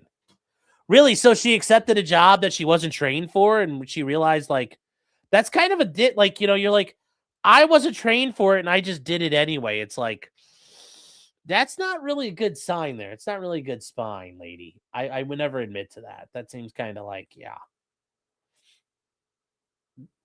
Craig says, why did they make a big point not to name him? Because he probably didn't do anything wrong to her. Ultimately, that's the problem here. Like, this guy didn't do anything to her, so that's why they're not. She had to teach while doing her own job. Her end of the year review via Zoom, they mentioned a training opportunity, and they would go over it. The alleged training opportunity turned out to be a major event in her doomed career. It's going to be coming up here.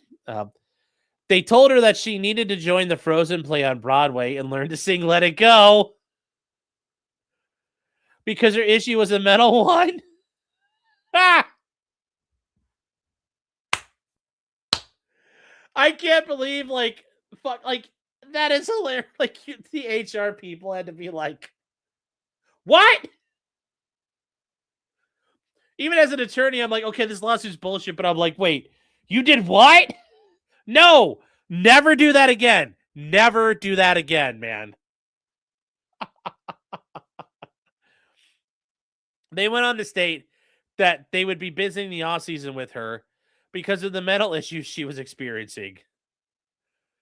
So not only are they saying they're revealing his awareness, no, they just think she was being a fucking woman.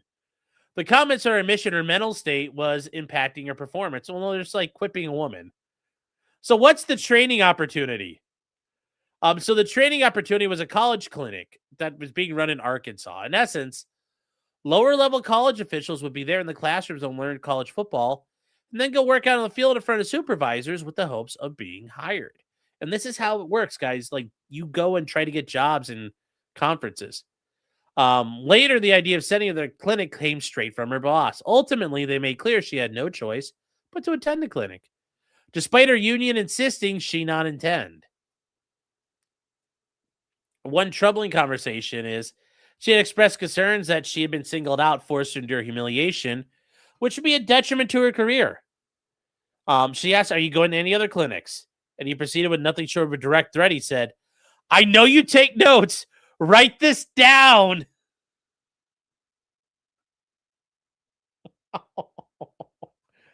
I really hope he did that. I really hope he looked at her and be like, bitch, write this down. Got they licking their pencils right now, trying to write fierce as they can. Get every word of this here. Get every word of this. He's like, get every word of this, bitch. Take my notes. I love this. This sounds overly dramatic. I know, but I could see this. He then stated that if plaintiff finds out he's going to attend a clinic where she's teaching, she should break her leg or figure out some other way to not be there when he's present. Notice that's not in quotations. That's not in quotations for some reason, huh? They say Anderson would find a way to embarrass her and demean her for teaching and not being at the clinic being trained. They'd asked if she heard the rumors, referring to another female referee quitting. He told her that she should listen to the rumors. The other one is about terminated, said no to the college clinic the year before, and he didn't want to end up like her. They also said if she did it, she would get significant one-on-one training time. So what do? They forced her to attend the clinic amongst her former college peers to serve no purpose than to humiliate and hinder her career. No male NFL official had ever been required to take a training opportunity at a college clinic. Well, maybe she sucked that fucking bad. She went to the communications specialist who said that they would do something about it, but nothing ever happened. She attended at her own expense. Well, why didn't she bill them for it? Like, that's not like abnormal. Like, you submit an expense report. Prior to flying to Arkansas, she had informed that her higher ups that the evening she would be arriving in Arkansas. She knew to attend a Zoom study group that was made of experienced NFL officials. And her study group had been meeting weekly on Wednesdays leading up to the clinic, so she didn't want to miss the group. They told her she should give a welcome speech at orientation night. In other words, she should do what the fuck her boss says. For the duration of the clinic, she was humiliated when she had to attend on-field assignments. Indeed, the trainers and teachers were her former peers from her college officiating days. I'm sure they were pissed off that bitch got a job instead of them. Moreover, the campers she thought would be on the field with were officials that she had taught in other clinics throughout the years.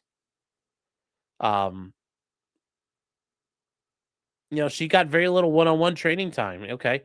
They went over all the plays they previously covered together during the season. And to really drive the point home, the clinic was not merely a misunderstanding. It was a low-level college clinic involving different rules, different mechanisms, and different philosophies. The clinic had nothing to do with helping the NFL career. It was a male power play that served its purpose of humiliating her, shattering her confidence, and hindering her career. I mean, maybe. So what happened? Well, her union successfully conducted a grievance on her behalf, which is good for them because, unions, they have a duty to represent. And every once in a while, unions can be sued as well in employment cases because unions get sued for their failure to defend. Oh God, what's it called? Failure to the. Oh God, what is it called? Duty of fair representation, DFR. Fuck, I forgot what it was called. It's been so long since I took my labor law class. But they have a duty of fair representation, a DFR. So there are times where like the employer and the union are on the same side of a lawsuit, go like, no, they did everything right, and they came to us, and we did everything right. Like, no, we were good on this, Judge. We were bros. Like, we were doing the right thing. The result being that the NFL reimbursed her for all her expenses. Well, she should have done that anyway. Paid her NFL officiating fee for her time spent at the clinic. It took her off 3-year probation 1 year early. So she got unfair treatment. She got off 3-year probation 1 year early. That was her argument. You treated me bad, so I don't want to be beholden to the rules. Wow. So it sounds like she got the golden ticket there. Isn't that interesting? Isn't that interesting how that worked out, huh? Yeah, send her to the Canadian Football League. Let her fight for the Grey Cup. So they went on all of this. She had now filed a grievance even before completing her probationary period. In reality, being taken on probation did not help. Well, then why'd you ask for it? There was nothing to be done to rewrite history and the toll it had taken. Just like the 2022 and 2023, he continued to have the last say in every grade. He would either agree or disagree with the graders, and his word is final. So Anderson stepped down from his position as senior vice president of officiating because his son was hired by the NFL. He can no longer hold it. He had attempted to hire his son in the prior season, only told by the union he couldn't do it. You're like, oh, wow, nepotism. Great. Great. Yeah.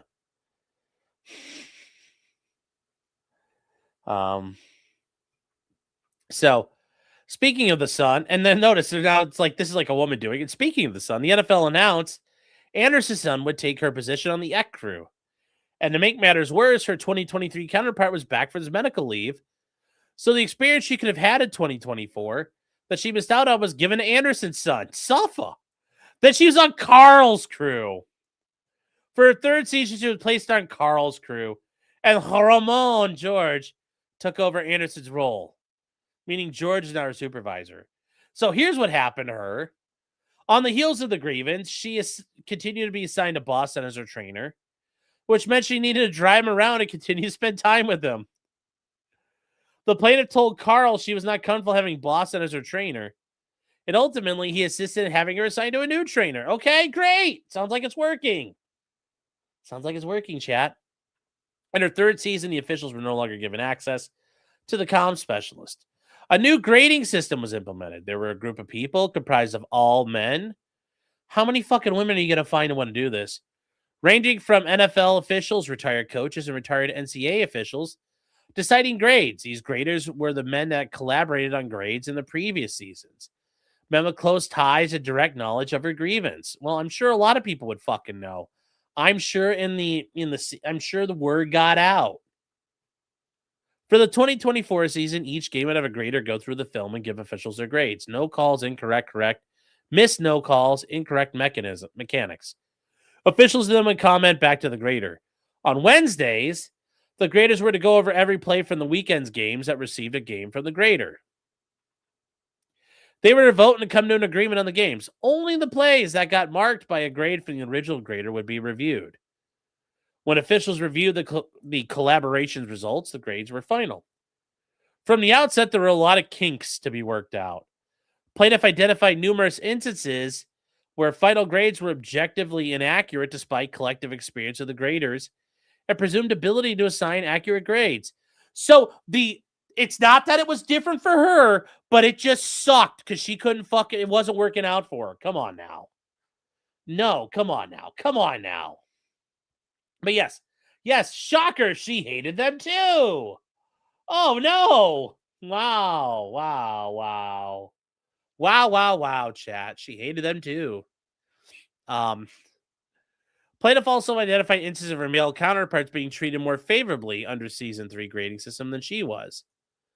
You could really show proof there. The NFL applied its season in a disparate and inconsistent manner. She was subjected to more stringent and at times objectively incorrect standards than similarly situated employees. Like what? Like you could include that here. Why won't you? Why don't you?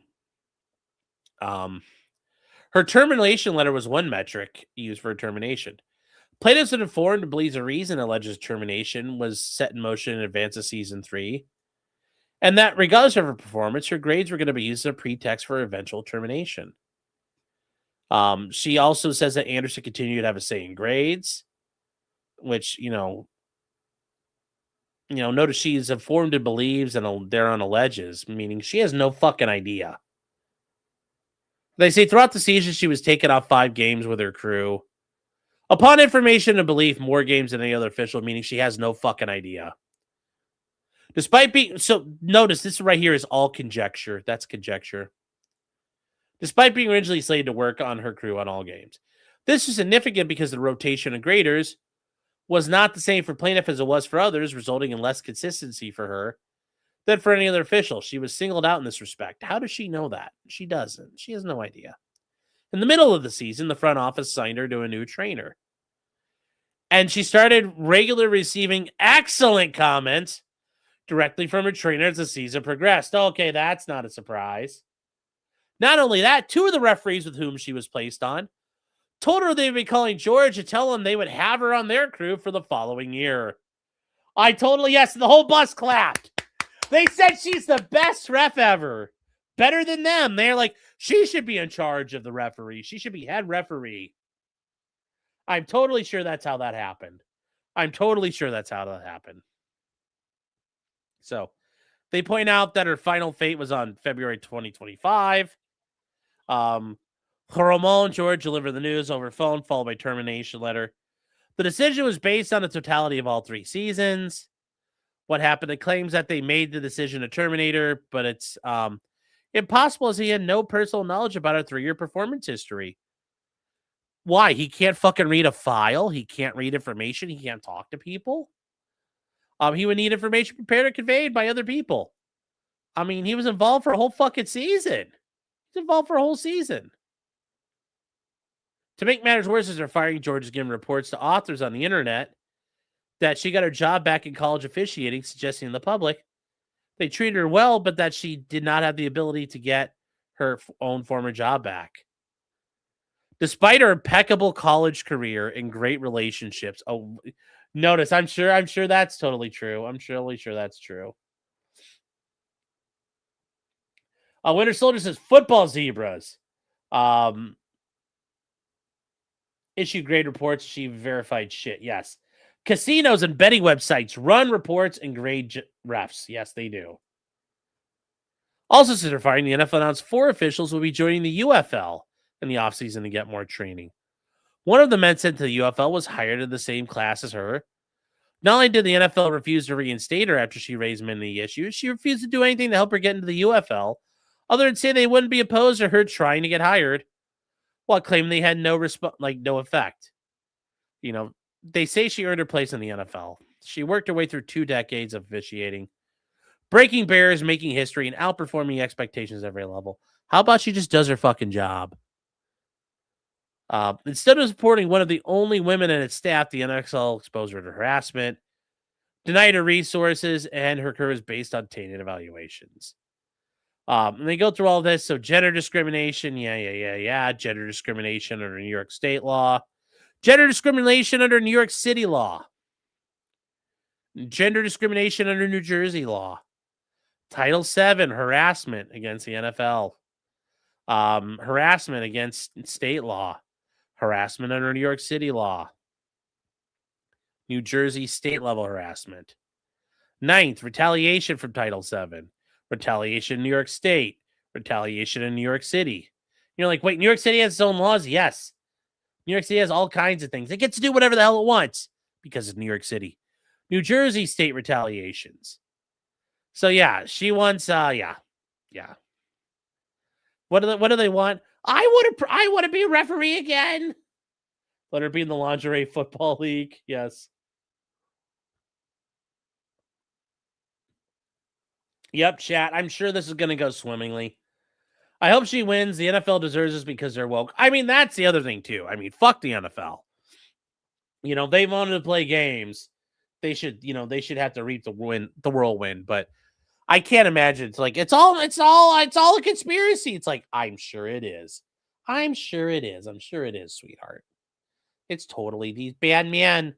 The bad man. The bad man did this. The bad man did this to her. So I'm so glad she got to tell her story. Oh. I'm sure the NFL is going to be really warm to women referees after this. Oh, yeah, I'm totally sure they are as well. So, Justin says, good night, chat. Great show. Well, thank you. I appreciate it. I'm going to be honest. The NFL is just entertainment for closeted homosexuals. Well, you know, a lot of people understand that. Yes. My football league is under attack.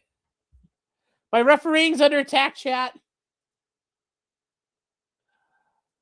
Oh, that's so funny. Oh, that's so funny. You know she's gonna win this. Yeah, she's probably gonna get a lot of money out of this. Yes, believe all womans. Yes, the NFL is also getting investigated for all the streaming deals they've made. The NFL is getting fucked on a lot of things, so yeah, she's gonna get settled for an undisclosed amount. Yep. Oh, yeah. Yes. 100% guaranteed. 100% guaranteed. Exactly, chat. Exactly here. Okay. So real quick, we got to catch up on some things, chat. Real quick here. Where do we end up at? Johan's been a member for 22 months, says N. Stephen Cooper for $2 says I. Amon Rezu for 2 loonies or 1 toonie says G.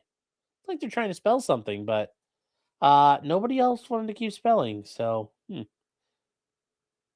And then Nico's been a member for 29 months, says 4 legs good, 2 legs bad. Ethan Ralph, probably. Well, thank you for being here 29 months, Nico. Amateur Iconoclast for $2 says G. And then I don't think there's been any other updates to that, chat. So nobody else has spelt it yet. EDW Raptor for $5 says, talking about Rex Hoyerman, that guy is no Joey Buttafuoco. That's correct. With the Long Island Lolita. It's like Amy Fisher, I think was her name. And then Captain Dog 87 for $20. Big support tonight, guys. Thank you. Says, I don't want to derail. That's okay, dude. That's what we do here, man. We derail all the fucking time.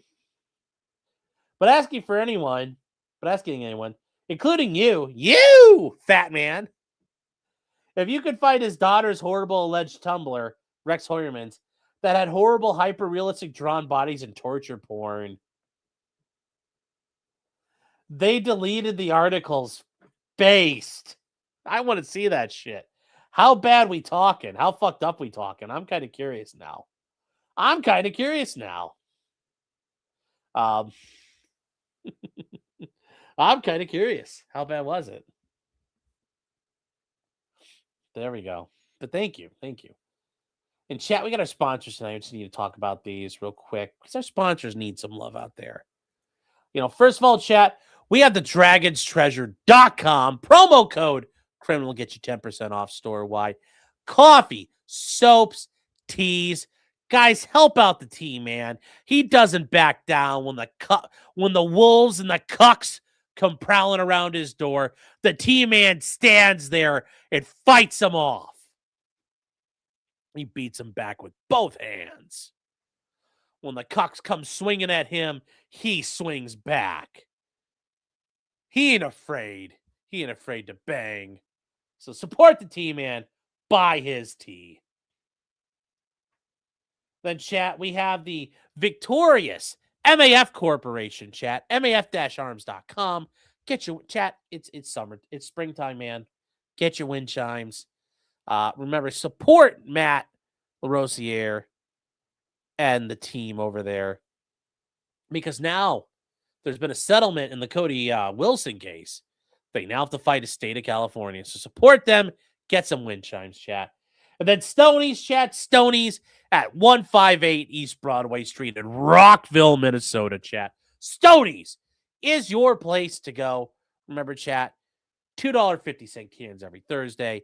And we are coming up on the beginning of bike night for the 2025 season.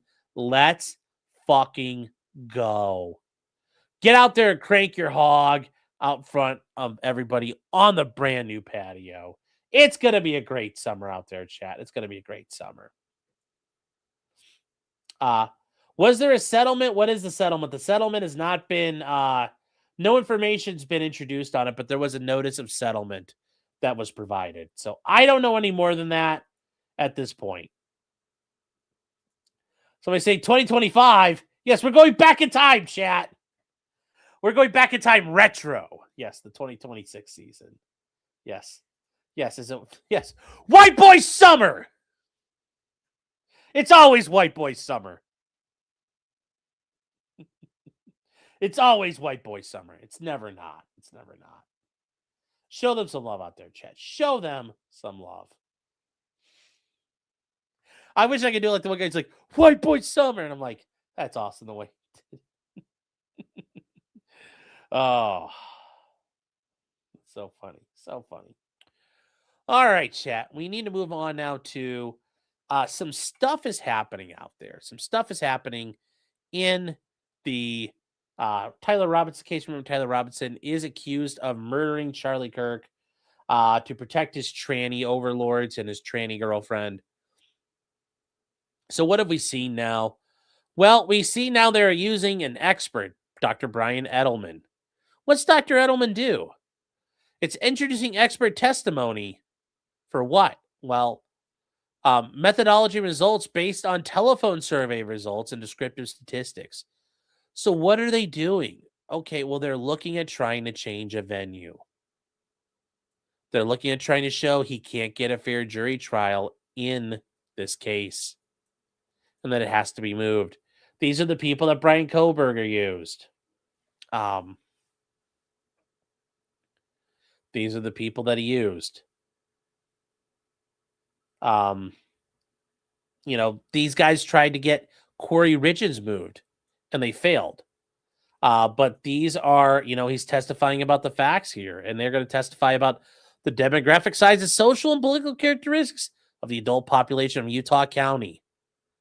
And he's going to testify that jurors in a criminal case are not selected from the entire adult population, but rather a master jury list, which is composed of driver's license identification cards for U.S. citizens, and the voter registration rolls.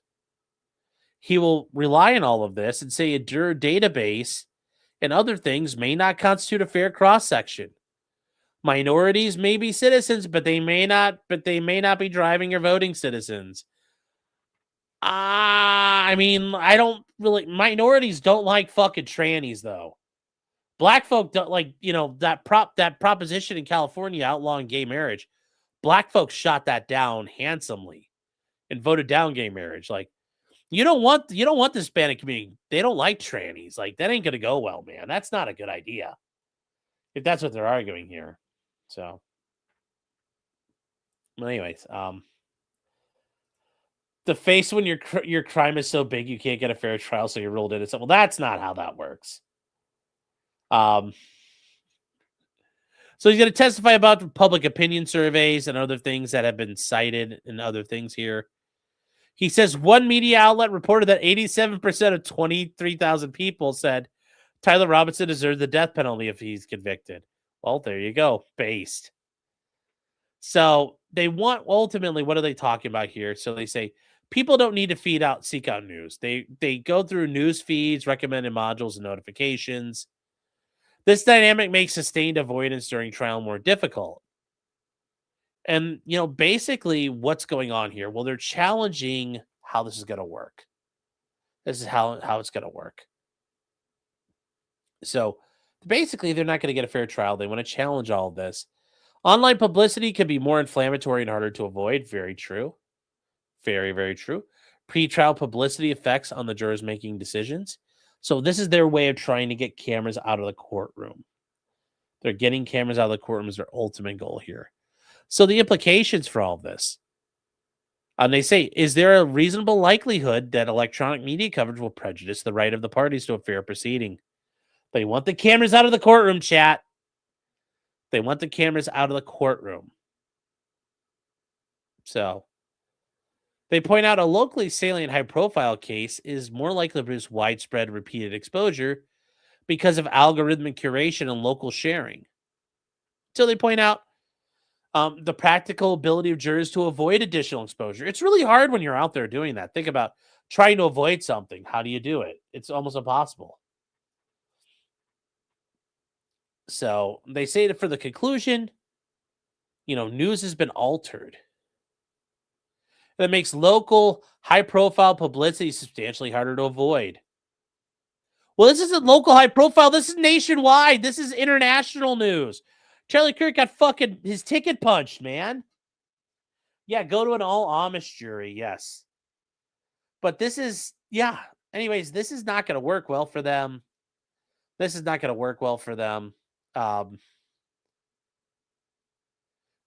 work. There's another doctor they're bringing an expert testimony for, Christine Ruva. I believe she was involved in Brian Kohberger and Corey Richards as well. So this is their motion to, and once again, chat, we're seeing faggotry here. Tyler Robinson and the team. But remember, as I told you, if I was in their shoes, I'd be making the same motions. Why? Because I would be. But it's a motion to exclude photographers, cameras, and microphones in the courtroom. that was filed. They want to get rid of all of that. So yeah. So Lola Holmes says, you're not showing up on my YouTube. Sorry. Another says, can you get out of juries based on religious beliefs? Yes, there are people. Every once in a while that happens where people are like, I don't feel as a, generally as a Christian, I could stand and sit in judgment of somebody. I feel that only God can judge people. And there are times that happens very rarely, especially nowadays. But yeah, you go back into history, like that was a common thing. Like I can't hold judgment of people. Only God can judge. I'm merely a man here on earth. I'm merely a child of God. So, but that happens in like a DUI case. Court will ask, does anybody have any religious convictions that would prevent them from doing it? So it's not just a death penalty case. Like it happens in every case. Yes, you see it more in death penalty case, 100%. 100%. But that's special because thou shalt not kill. I can't be the one who signs a man's death warrant. Although they're not saying the death warrant, but yes, inking that paper saying, I want this man to die. That's tough for people. So, yes, render unto Caesar what Caesar's, I'm rendering judgment. Yeah, well, that's true as well. But I understand some people can do that. No, Nero, I agree with you. I think the death penalty is actually in accordance with the, biblical teaching. I totally think it is. Saxarian says, can't you just hint at nullification? You could, but I'd be very careful, especially in a case like that. Be very careful, man. You could, depending on how you do that, you get some contempt issues. Be careful. Be careful. Be careful. So, be very careful.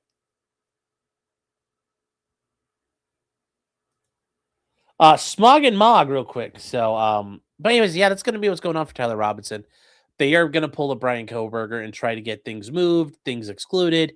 Didn't work for Brian, didn't work for Corey. Brian got his venue moved, but that really didn't change much for him. That was just stalling it, really, at the end of the day.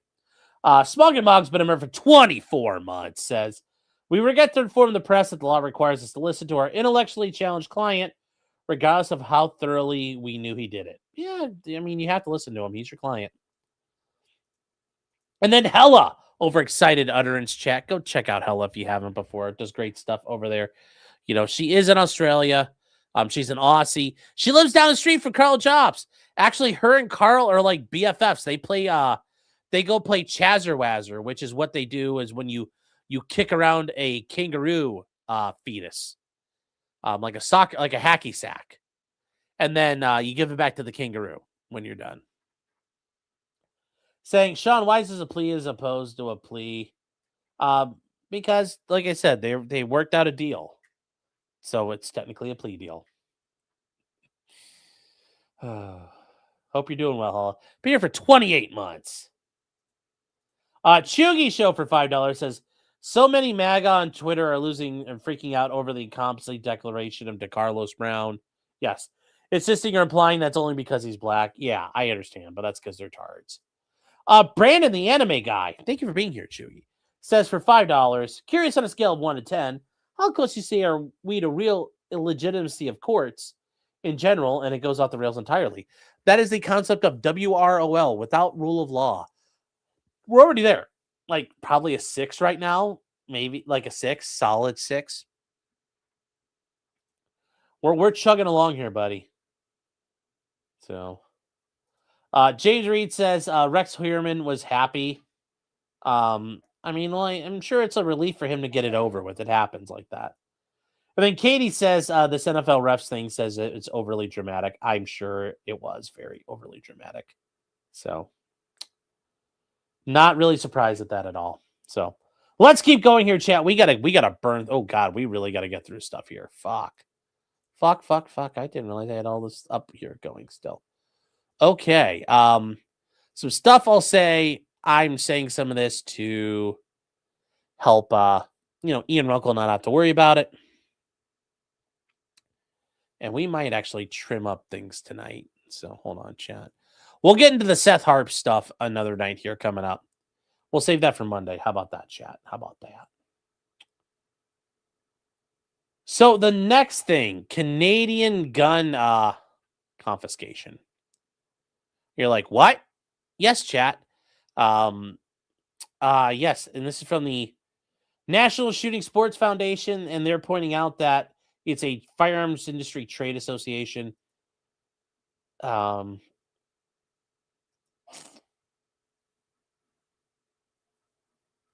going to get to the Australian story last.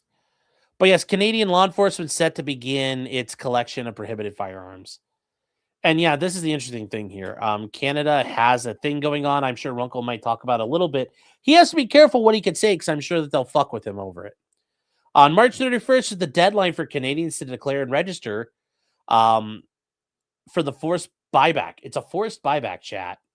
And they're basically, you get no money back for it. If you own over 2,500 different types of guns, the government deemed were designed for war and for killing people. Yes, that's literally what they did. Trudeau went crazy with it. It includes AR-15 rifles, modern sporting rifles, anything semi-automatic, really. Like, everything's basically getting illegal in California or in Canada. So, if you refuse to participate, they can stay within the law by deactivating the firearms or turning them into police for nothing or exporting them. But you know what's going on? Apparently, it's all been fucking ignored. It's all been fucking ignored. And this is the thing Canada's been dealing before. They've had other times where they've demanded people turn shit in. In Canada, nobody's turned it in. Even in Australia, not everybody turned shit in. There was a lot of people keeping their stuff. But what they do is they make you a criminal and then they catch you at some point. So, but at this point, the previous attempted gun registration scheme was a failure. It cost over $2 billion before they gave up. And they're trying again. Now, as this has been done at the end of the month, only 2.5% of the 2 million affected firearms have been declared. And 98% of firearm owners haven't made a declaration. But guess what? They have all your paperwork. Are they still letting the Eskimos keep the AK sporters? They bought them 1 million years ago. Yeah, well, that was the thing. Like, the Eskimos or the First Nation or the Métis, as they're called, or the Abos, whatever you want to call them. All of them are up in Nunavut, and they got to keep their SKSs and stuff for a while. I'm sure they get the special things there if they want to. So, yes. So, so as this works, they point out that the RCMP, the Royal Cucked Mounted Police, they are going to go out and eventually start collecting things from people that registered. But they point out it doesn't solve any problems. The voluntary confiscation program will only be able to pick up 136,000 guns. Only about 12,000 were collected from businesses. And yeah, good luck, Canada. I mean, this is going to be fucking awful. Absolutely fucking awful in Canada. So, yeah. And this was, Canadian news talking about the March 31st deadline to register. So good luck up there in Canada. I try to. They're Inuit, you uncultured swine. They're Eskimos. Also, I said Métis. That's like the fancy, like French First Nation term form. So booyah, Akasha. Yeah. Lolo says I'm 4% Métis. Yes. Yes, they can avoid this by seceding. Yes. But yeah, I feel bad for Canada. Rip it, RIP, rest in pepperonis, Canada. I know Runkle's doing stuff and got to deal with this, so I'm never gonna push him on that. But yeah, and guys, if you can, don't let Runkle speak about what he can speak about because he's got to watch out for himself up there.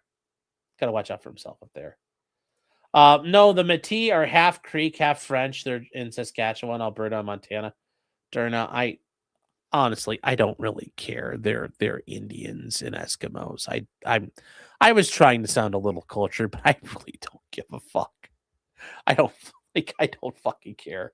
Not laughing at you. I'm just saying, like, we have a real name. I don't fucking care. I pretended to care. I pretended to care, chat.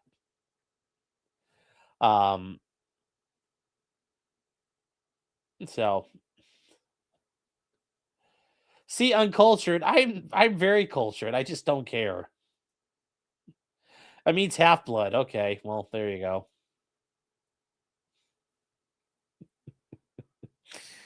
All right. Well, anyways, yeah, good luck up there in Canada. Good luck. Good luck. Yeah, we're not gonna cover. Yeah, there we go. Okay, now moving on, chat. The next thing we're talking about is in Australia, and it's Ben Roberts-Smith. When you Google him, this is this Chad-looking dude you can see right here. You're like, oh, this guy looks pretty Chadly. You're like, who is this guy? He's Ben Roberts-Smith, VC, MG. Now, in Commonwealth parlance, hold on here. Yes, in Sean Connery, with Canada, what are you prepared to do? So anyway, from here, P-Dub, that's not correct. We'll get to that. We'll get to that in a second here. This guy is a huge son of a bitch. That is not how you pronounce his SMU, sir. Anyways, this is PPP has to do a land acknowledgement before every casino. Yes. And then good luck, RCMP. I hope you have a good supply of body bags. Based. I hope all the Canadian police start hiring bachelors. But anyways, this is Ben Roberts-Smith, retired from the Australian Army. His designation is VCMG. MG means the Medal for Gallantry, which is a very high award in the Australian one of the highest awards you can be awarded. And then ultimately, the VC stands for Victoria Cross. In chat, the Victoria Cross is the Commonwealth's Medal of Honor. So the Victoria Cross in Australia, they have it. It is the, for conspicuous bravery and in self-sacrifice in the presence of the enemy, just like the Medal of Honor. It's the highest award in the British system, the Canadian system, everywhere. It's huge. It's been around, forever. And if you guys have ever talked about Rourke's Drift, 11 guys won the British Medal of Honor, the Victoria Cross, in that action alone, fighting off the Zulus. It's a very highly prized thing. So yeah, it's just like the Medal of Honor. And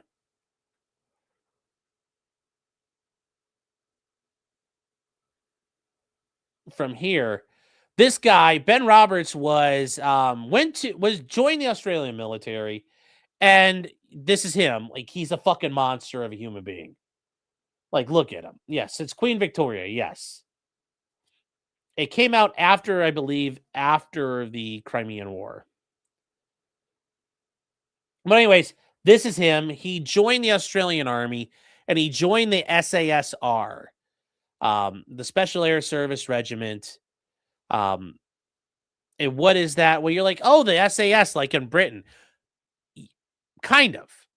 But the Special Air Service Regiment, known as the SASR, is the Australian version of the Special Air Service. They have their own, elite paramilitary, their elite commando unit, just like the SAS in Britain.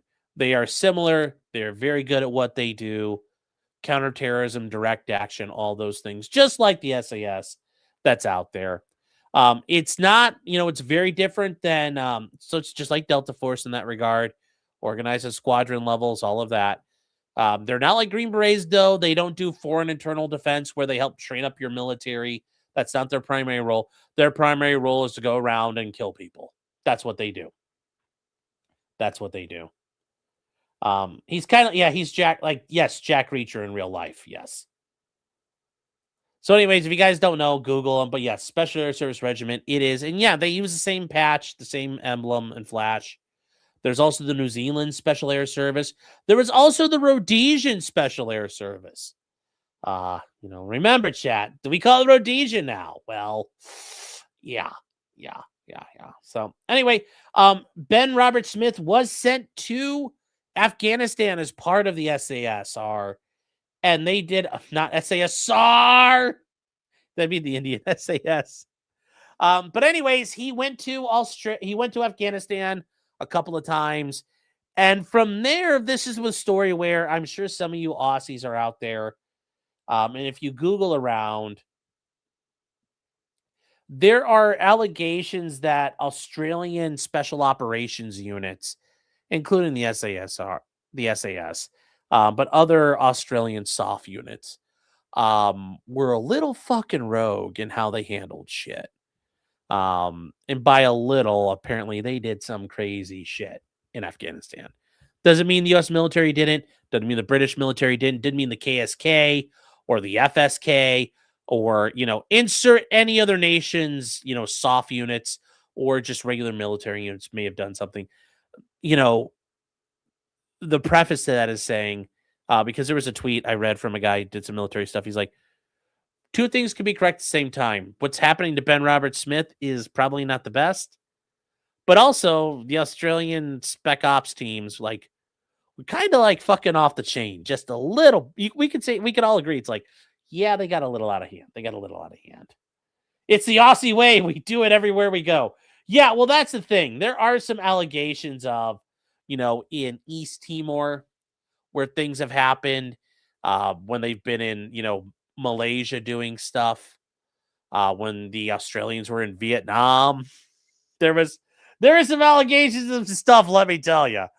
Although apparently, when the Korean army, the South Korean army was in Vietnam, they just fucking committed fucking war crimes. But everybody's like, that's what they're like, oh, that's what they do. And everybody's like, oh, well. And the South Koreans were fucking brutal.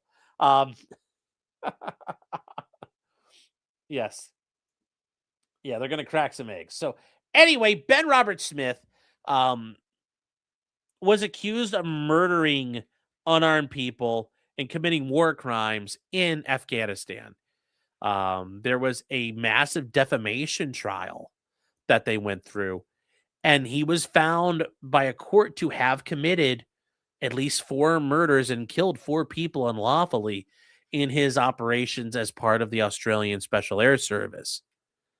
So now what's going on? Well, he has now been charged with committing, by the Australian Federal Police, with committing 5 war crime murders in Afghanistan. And this is where, when you listen to them, and the guy said it best, the Australian Federal Police are a bunch of communists, yes, but you could also admit that Australian SOF was a little crazy, apparently, in Afghanistan. So both could be true.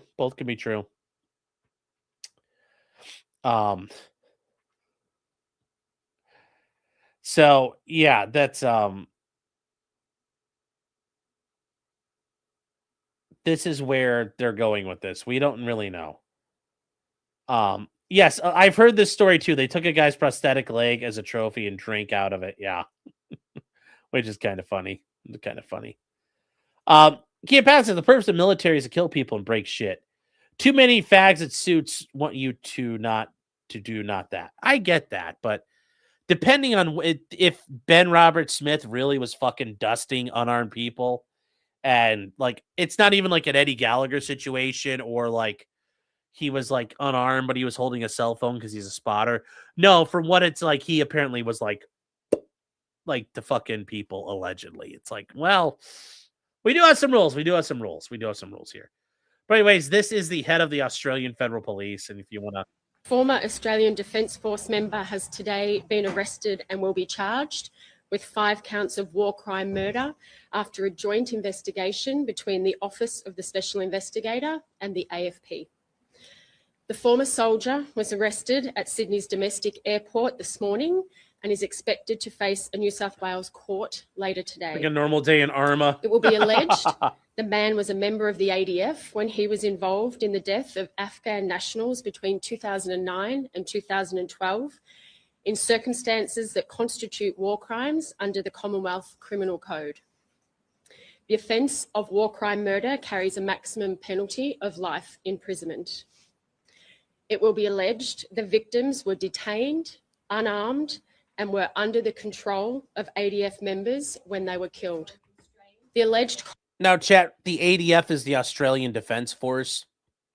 So that's the Australian military. They're considered a defense force, kind of like Japan. It's a self-defense force, although the Australians retain offensive capability. I mean, the Australians had a fucking aircraft carrier for part of the Cold War. You know, they literally did. They like, it was actually, for a while, Australia was all about that. Like, they were all about, like Marshawn Lynch, they're like, I'm just about that action, boss. Like, throughout the Cold War, Australia was all about killing communists. But sadly, the communists took over. Conduct related to these charges is confined to a very small section of our trusted and respected ADF, which helps keep this country safe. The overwhelming majority of our ADF...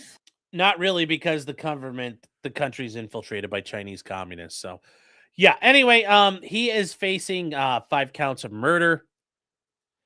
This is, somebody messaged me, and that's why a couple of people messaged me about this, and I thought it was worth looking into and explaining here. But anyways, yes, nobody's reported on who he is, but when you go to Ben Robert Smith's thing, you're like, oh, gee, who is that? Who is that, chat? And you're like, well, how old is Ben Robert Smith? Well, 47, he's 47. And guess what? He got arrested getting off an airplane. So you're like, well, I mean, that's pretty clear who it is. But yes, he was part of Special Air Service and the Special Air Service Regiment. And he is making his court appearance this week. He will apply for release on bail. He's the second only veteran of the Australian Afghanistan campaign to be charged with a war crime. Another guy, another SAS operator, pled not guilty to shooting an Afghan man back in 2012. So that's where we are with this, and that's kind of where things are going. We're going to go forward on more of this to learn more as it goes on here. The ADF will always be potato Phil to me. As right now is in custody. He's in custody right now. I don't think he's been released yet. Brewberries. Yes, an Australian, mate. Says, bit of a stir here over this. There's some other veterans that sent their medals back to Canberra, the Australian capital, chat. Not Sydney, it's Canberra, which is also part of the Australian Capital Territory. Yeah, how's that, Kay, for being uncultured? Saying they didn't want their medals, that this is how we treat veterans. Those guys are probably going to get fucking investigated and arrested too now, sadly. So, Trump should grant him asylum. He should. His bail hearing got denied till June. Ooh, no. Oh, no. Canberra. Sorry. I know there's Melbourne and Canberra and Brisbane. Canberra. Okay. One of the counts was, and that's that. This is true, guys. He basically he fucking threw a dude off a cliff while handcuffed, and then he sent somebody down to go finish the guy off. This is true. He fucking kicked, you guys may laugh, but this is one of the allegations from the defamation trial, was that he fucking kicked the handcuffed dude off a cliff, which is based jumping. Based. Craig says that also said there's more to that story. Yes, there's a lot going on there. Did I mention Breaker Morant yet? No, and that might be something to cover as I keep saying I want to do all these videos, but Breaker Morant's a good one. He was tried for war crimes in the Boer War back at the turn of the 20th century. He was accused of murdering the Dutch civilians the South African civilians that were down there. And he is, famous for arguing in the bush. There's only one rule. Rule 303. You fight and you die.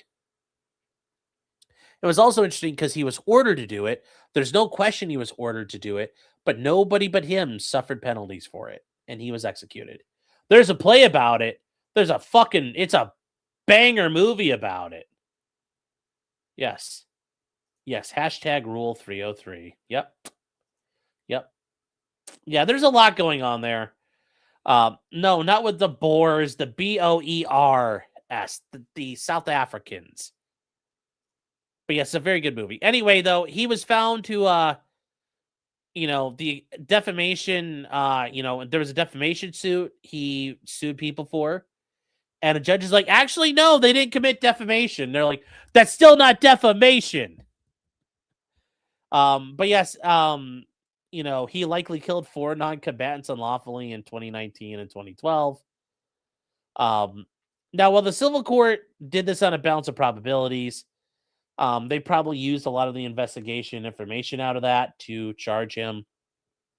So, one of the reporters who was sued by him had been investigating him since 2017. Also, his SAS buddies testified at the trial and the civil trial, and they're probably going to testify in the criminal trial. So, yeah, it's going to be... So... but yeah, anyway, this is, there was a military report by the Australian military that said, in 2020 that elite Australian SAS and other commando and special forces guys unlawfully killed like 39 Afghans. And it's like, those are beginner numbers. You know how many Iraqis got needlessly killed in Iraq? Like nearly at least probably 500,000. So do the Australians have the equivalent to the UCMJ? Why isn't the military handling it? I'm sure they have their own military law, but this is the civilian leadership wants to do this. So I'm sure the military was consulted and agreed to it. Adelon says, how culpable are his squadron mates in this? Who knows? I don't know exactly what they've all said, but I'm sure some of them have serious culpability. Like one of them, the guy that went off the cliff, he told somebody to go down and finish him off. A bunch of people probably have it, but they've probably been offered immunity or different things for it. So, Franklin Esquire says it's because he's not in the military anymore. Well, that doesn't necessarily mean you can't be tried under the UCMJ. I don't know how Australian law covers it, but if you committed a crime while in the military, I could see you being subject to military law. But I'm sure that them and the government have worked it out how to do this. So. They said a few soldiers were involved, and so we'll see what happens. We'll see what happens. He probably just slipped off the cliff. Okay. I don't think that happened like that, Chad. I don't think that happened that way. But I just thought it was interesting to cover. I mean, this is kind of like Dakota Meyer getting charged with committing murder, or insert the name of any other American guy who got the Medal of Honor lately. That would be like them facing charges for this shit. It's kind of a big deal. I can't believe you covered the Aussie case immediately, but not the New Zealand one. Well, that one's going to take, I got to do a lot to break that down. It needs its own stream, Luke. Calm down. It's like you think New Zealand's a real place that people care about. If the Lord of the Rings hadn't been filmed there, the only thing you guys have got going for you is all the spiders don't live there. That's the reason why, I would even bother coming to New Zealand, because, there's no spiders, and I'd be like, So, but yes, that's the way I understood it too. If you commit a crime while serving and you still face the UCMJ, well, you can, or the military can say, fuck it, we'll let the civilian counterparts throw you in a fucking hole. So, more real than Ohio. We do have some spiders. Well, not that many. Not that many, comparatively speaking. So, just not like all the super bad Aussie ones. The snakes we don't have. We really have snakes? You know, danger noodles in New Zealand. Interesting. Well, that is it, chat. We are all caught up here on that. Let's catch up on. We got some super chats to read here. Another for $10 says all refs are spiritually female. Okay.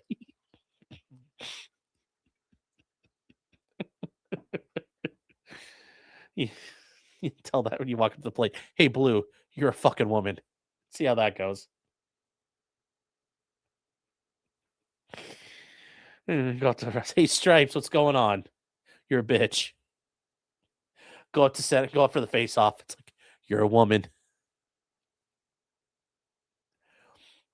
C3 metal things for $2.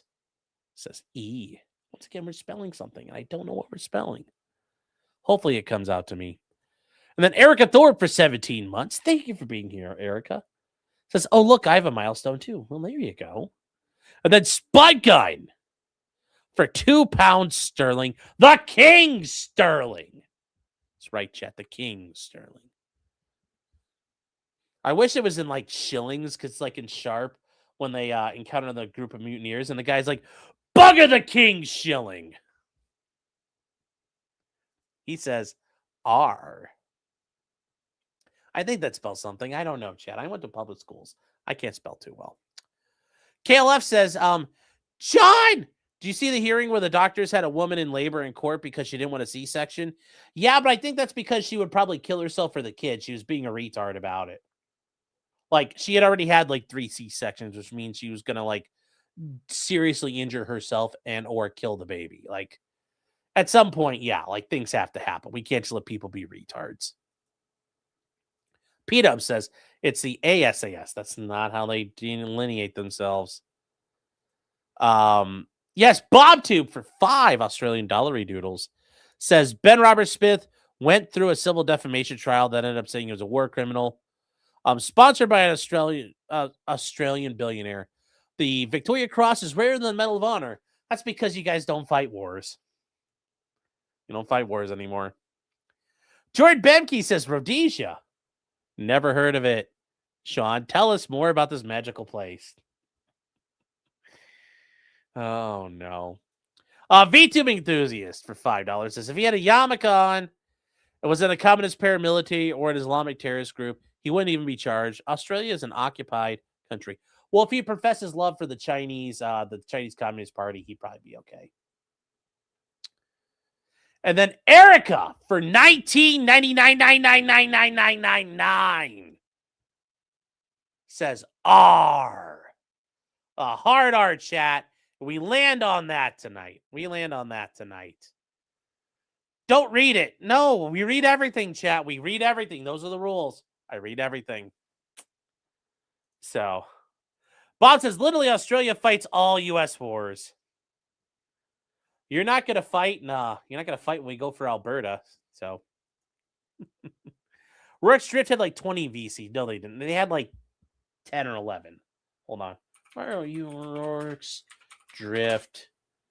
Guys, if you ever watched the movie Zulu, that's what a Rourke's Drift is the battle of being portrayed. Okay, Victoria Cross. There we go.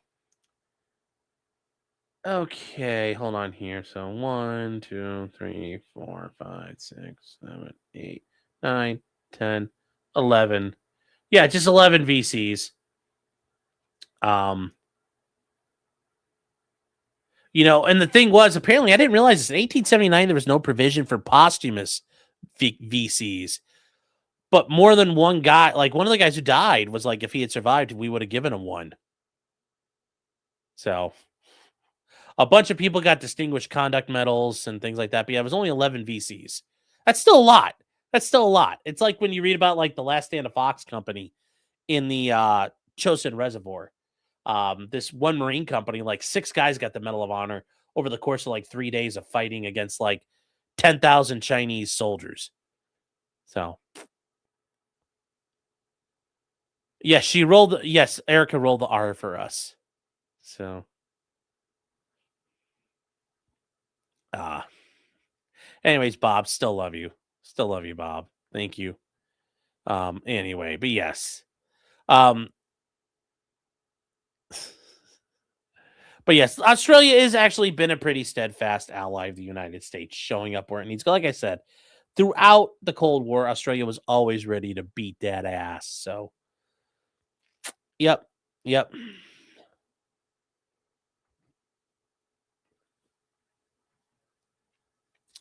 So, Durna said still it was like 100 guys there. Yeah. Oh, Rourke's Drift? Yes. Oh, 100% Rourke's Drift was insane. Although it was actually like 130 soldiers. It was like a kind of like a standard company versus 4,000 Zulus. 4,000 Zulus. Yeah, and they won. So.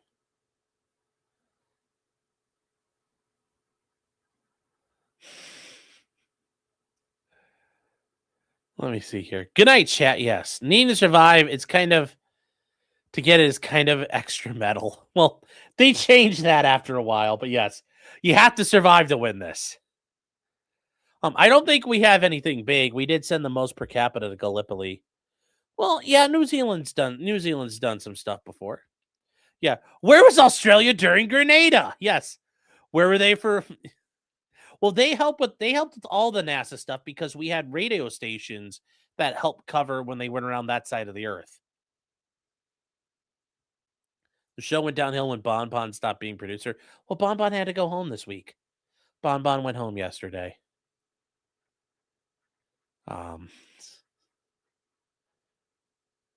Yes, the guys at Rourke's Drift are the only survivors of the regiment as well, because the rest of the regiment got wiped out at the Battle of Islandwana when 800 of them got fucking wiped out. Yes. So, yes, Australia is buying SSNs. It has a more modern Air Force in Canada. Well, they claim they're going to buy submarines, but we don't know if they're actually going to buy them. We'll see what happens. They say they're going to do that. Now you want to listen to Sabaton. It's never a bad time to listen to Sabaton. It's never bad. All right, chat. With that said, we are going to head over to locals, guys. Join us over at potentiallycriminal.locals.com. Promo code ICESTORM gets you 1 month free. Remember, guys, we do 2 shows a week, Monday nights at 9, and then we do the Thursday show. Right after this, chat, we get to hang out. We can have a joke and a smoke and fuck around, do whatever we want over there, cover all kinds of things, and do it. And you guys will enjoy yourselves. I know you will. V2 me, please. I have a confession. I don't like Sabaton. Well, hey, not everybody's perfect, but there's all kinds of other groups out there like Powerwolf. You know, do you like Manowar? Falconer. There's some good ones out there. There's some good stuff out there. He's a co-quartering. Am I going to do another debate with Ryan anytime soon? I don't know. I mean, that one kind of sucked because it was like, I don't know how you fucking argue hypotheticals, but like that. But yeah, maybe at some point. Like, I did tell Ryan, like, if we do that, we have to have like a more kind of like nailed down, like realistic thing to debate over or talk about. So maybe. But we'll have Ryan on in the meantime, though. Him and I have been talking. So, and Sky Queen says, "Great show, Sean. Thank you." Well, thank you very much. Good to see you, by the way. Hope you're doing well. Morg Fire says, "We bought them. It's whether Trump will deliver." Well, they have to be built. Yes, I think you guys bought a couple of Virginia class subs, which is kind of based, but who knows? Sabaton makes the equivalent of commercial jingles. Well, that's it. And the debates are too Destiny coded. Yeah, but I will say I did listen to an interesting one tonight, listening to all those goobers arguing about whether or not they should be friends with Hassan Piker. And it was like, wow. You know, if they keep this shit up, fucking JD Vance, and it's like, well, JD Vance will be picking 3 or 4 fucking Supreme Court justices. So, debate the 14th Amendment. Yeah, but it doesn't matter though. The court's not on our side on that one. So, I mean, it's wrong. And, you know, the fact some Chi-Com spies could come over, shit out a kid, and now, oh, he must be American like me, even though he's going to go home to China and become a spy. Well, he's like you. He was born here. So, no, it's all retarded. So, anyways, that is it, chat. I will see. Guar is never bad either. That's never bad. Guar's never bad. So with that said, I will see you guys later. And do you listen to any things like symphonic metal groups like Nightwish? Never. I'm gonna have to hold on. I'll listen to them. No, but the debate screwed up your sleep schedule. No, I don't think I don't know. Maybe like I've never heard of them specifically, but maybe I don't know. We'll see. We'll see. It's a Finnish symphonic metal band from Finland. Okay. They're Finns. They have a weird fucking language. It's Turkic in nature. So. Oh, you want to talk about incorporation?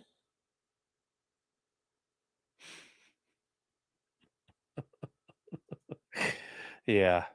All right. Well, anyways, chat, we got to land the plane. Guys, thank you all for being here tonight. Fun show. I thought it was good. You guys thought it sucked, though? Let me know. We'll see you guys tomorrow night. We're going to get into the Carl Jobs, Billy Mitchell suit because that, like, I haven't even read it yet, but I'm sure it's fucking gay. Also, Anthony Cumia might sue Stuttering John, so, like, we might have some real lawsuit shit coming our way, chat. Be ready. The Eaton might be good on this. So, I will see you guys tomorrow night. Remember, until next time, chat, just because you did it does not mean you're guilty. It doesn't. Katie says, Tim just yelled, but Sean, what if I did it?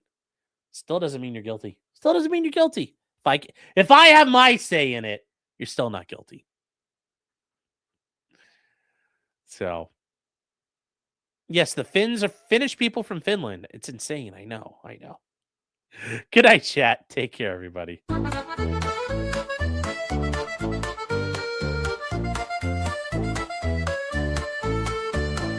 Weapons, blacksmithing, and models of planes, esoteric works, and even some trains. Much merriment had while drinking White Claws, tips on hunting, and even talking the law.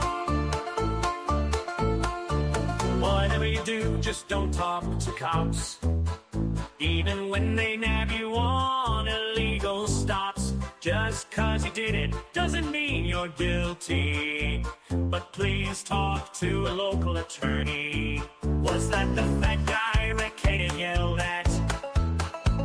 Why, yes it was, he even knows he's fat. For all this fun and more, there's one place to go, here on Sean Martin's Potentially Criminal Show.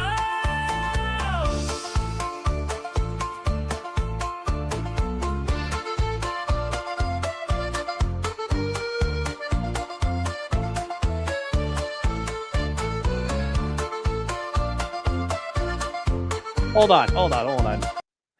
If that's an actual band, I will fucking listen to it. That sounds so hilarious. Infant Annihilator. That sounds funny. I'll try that out.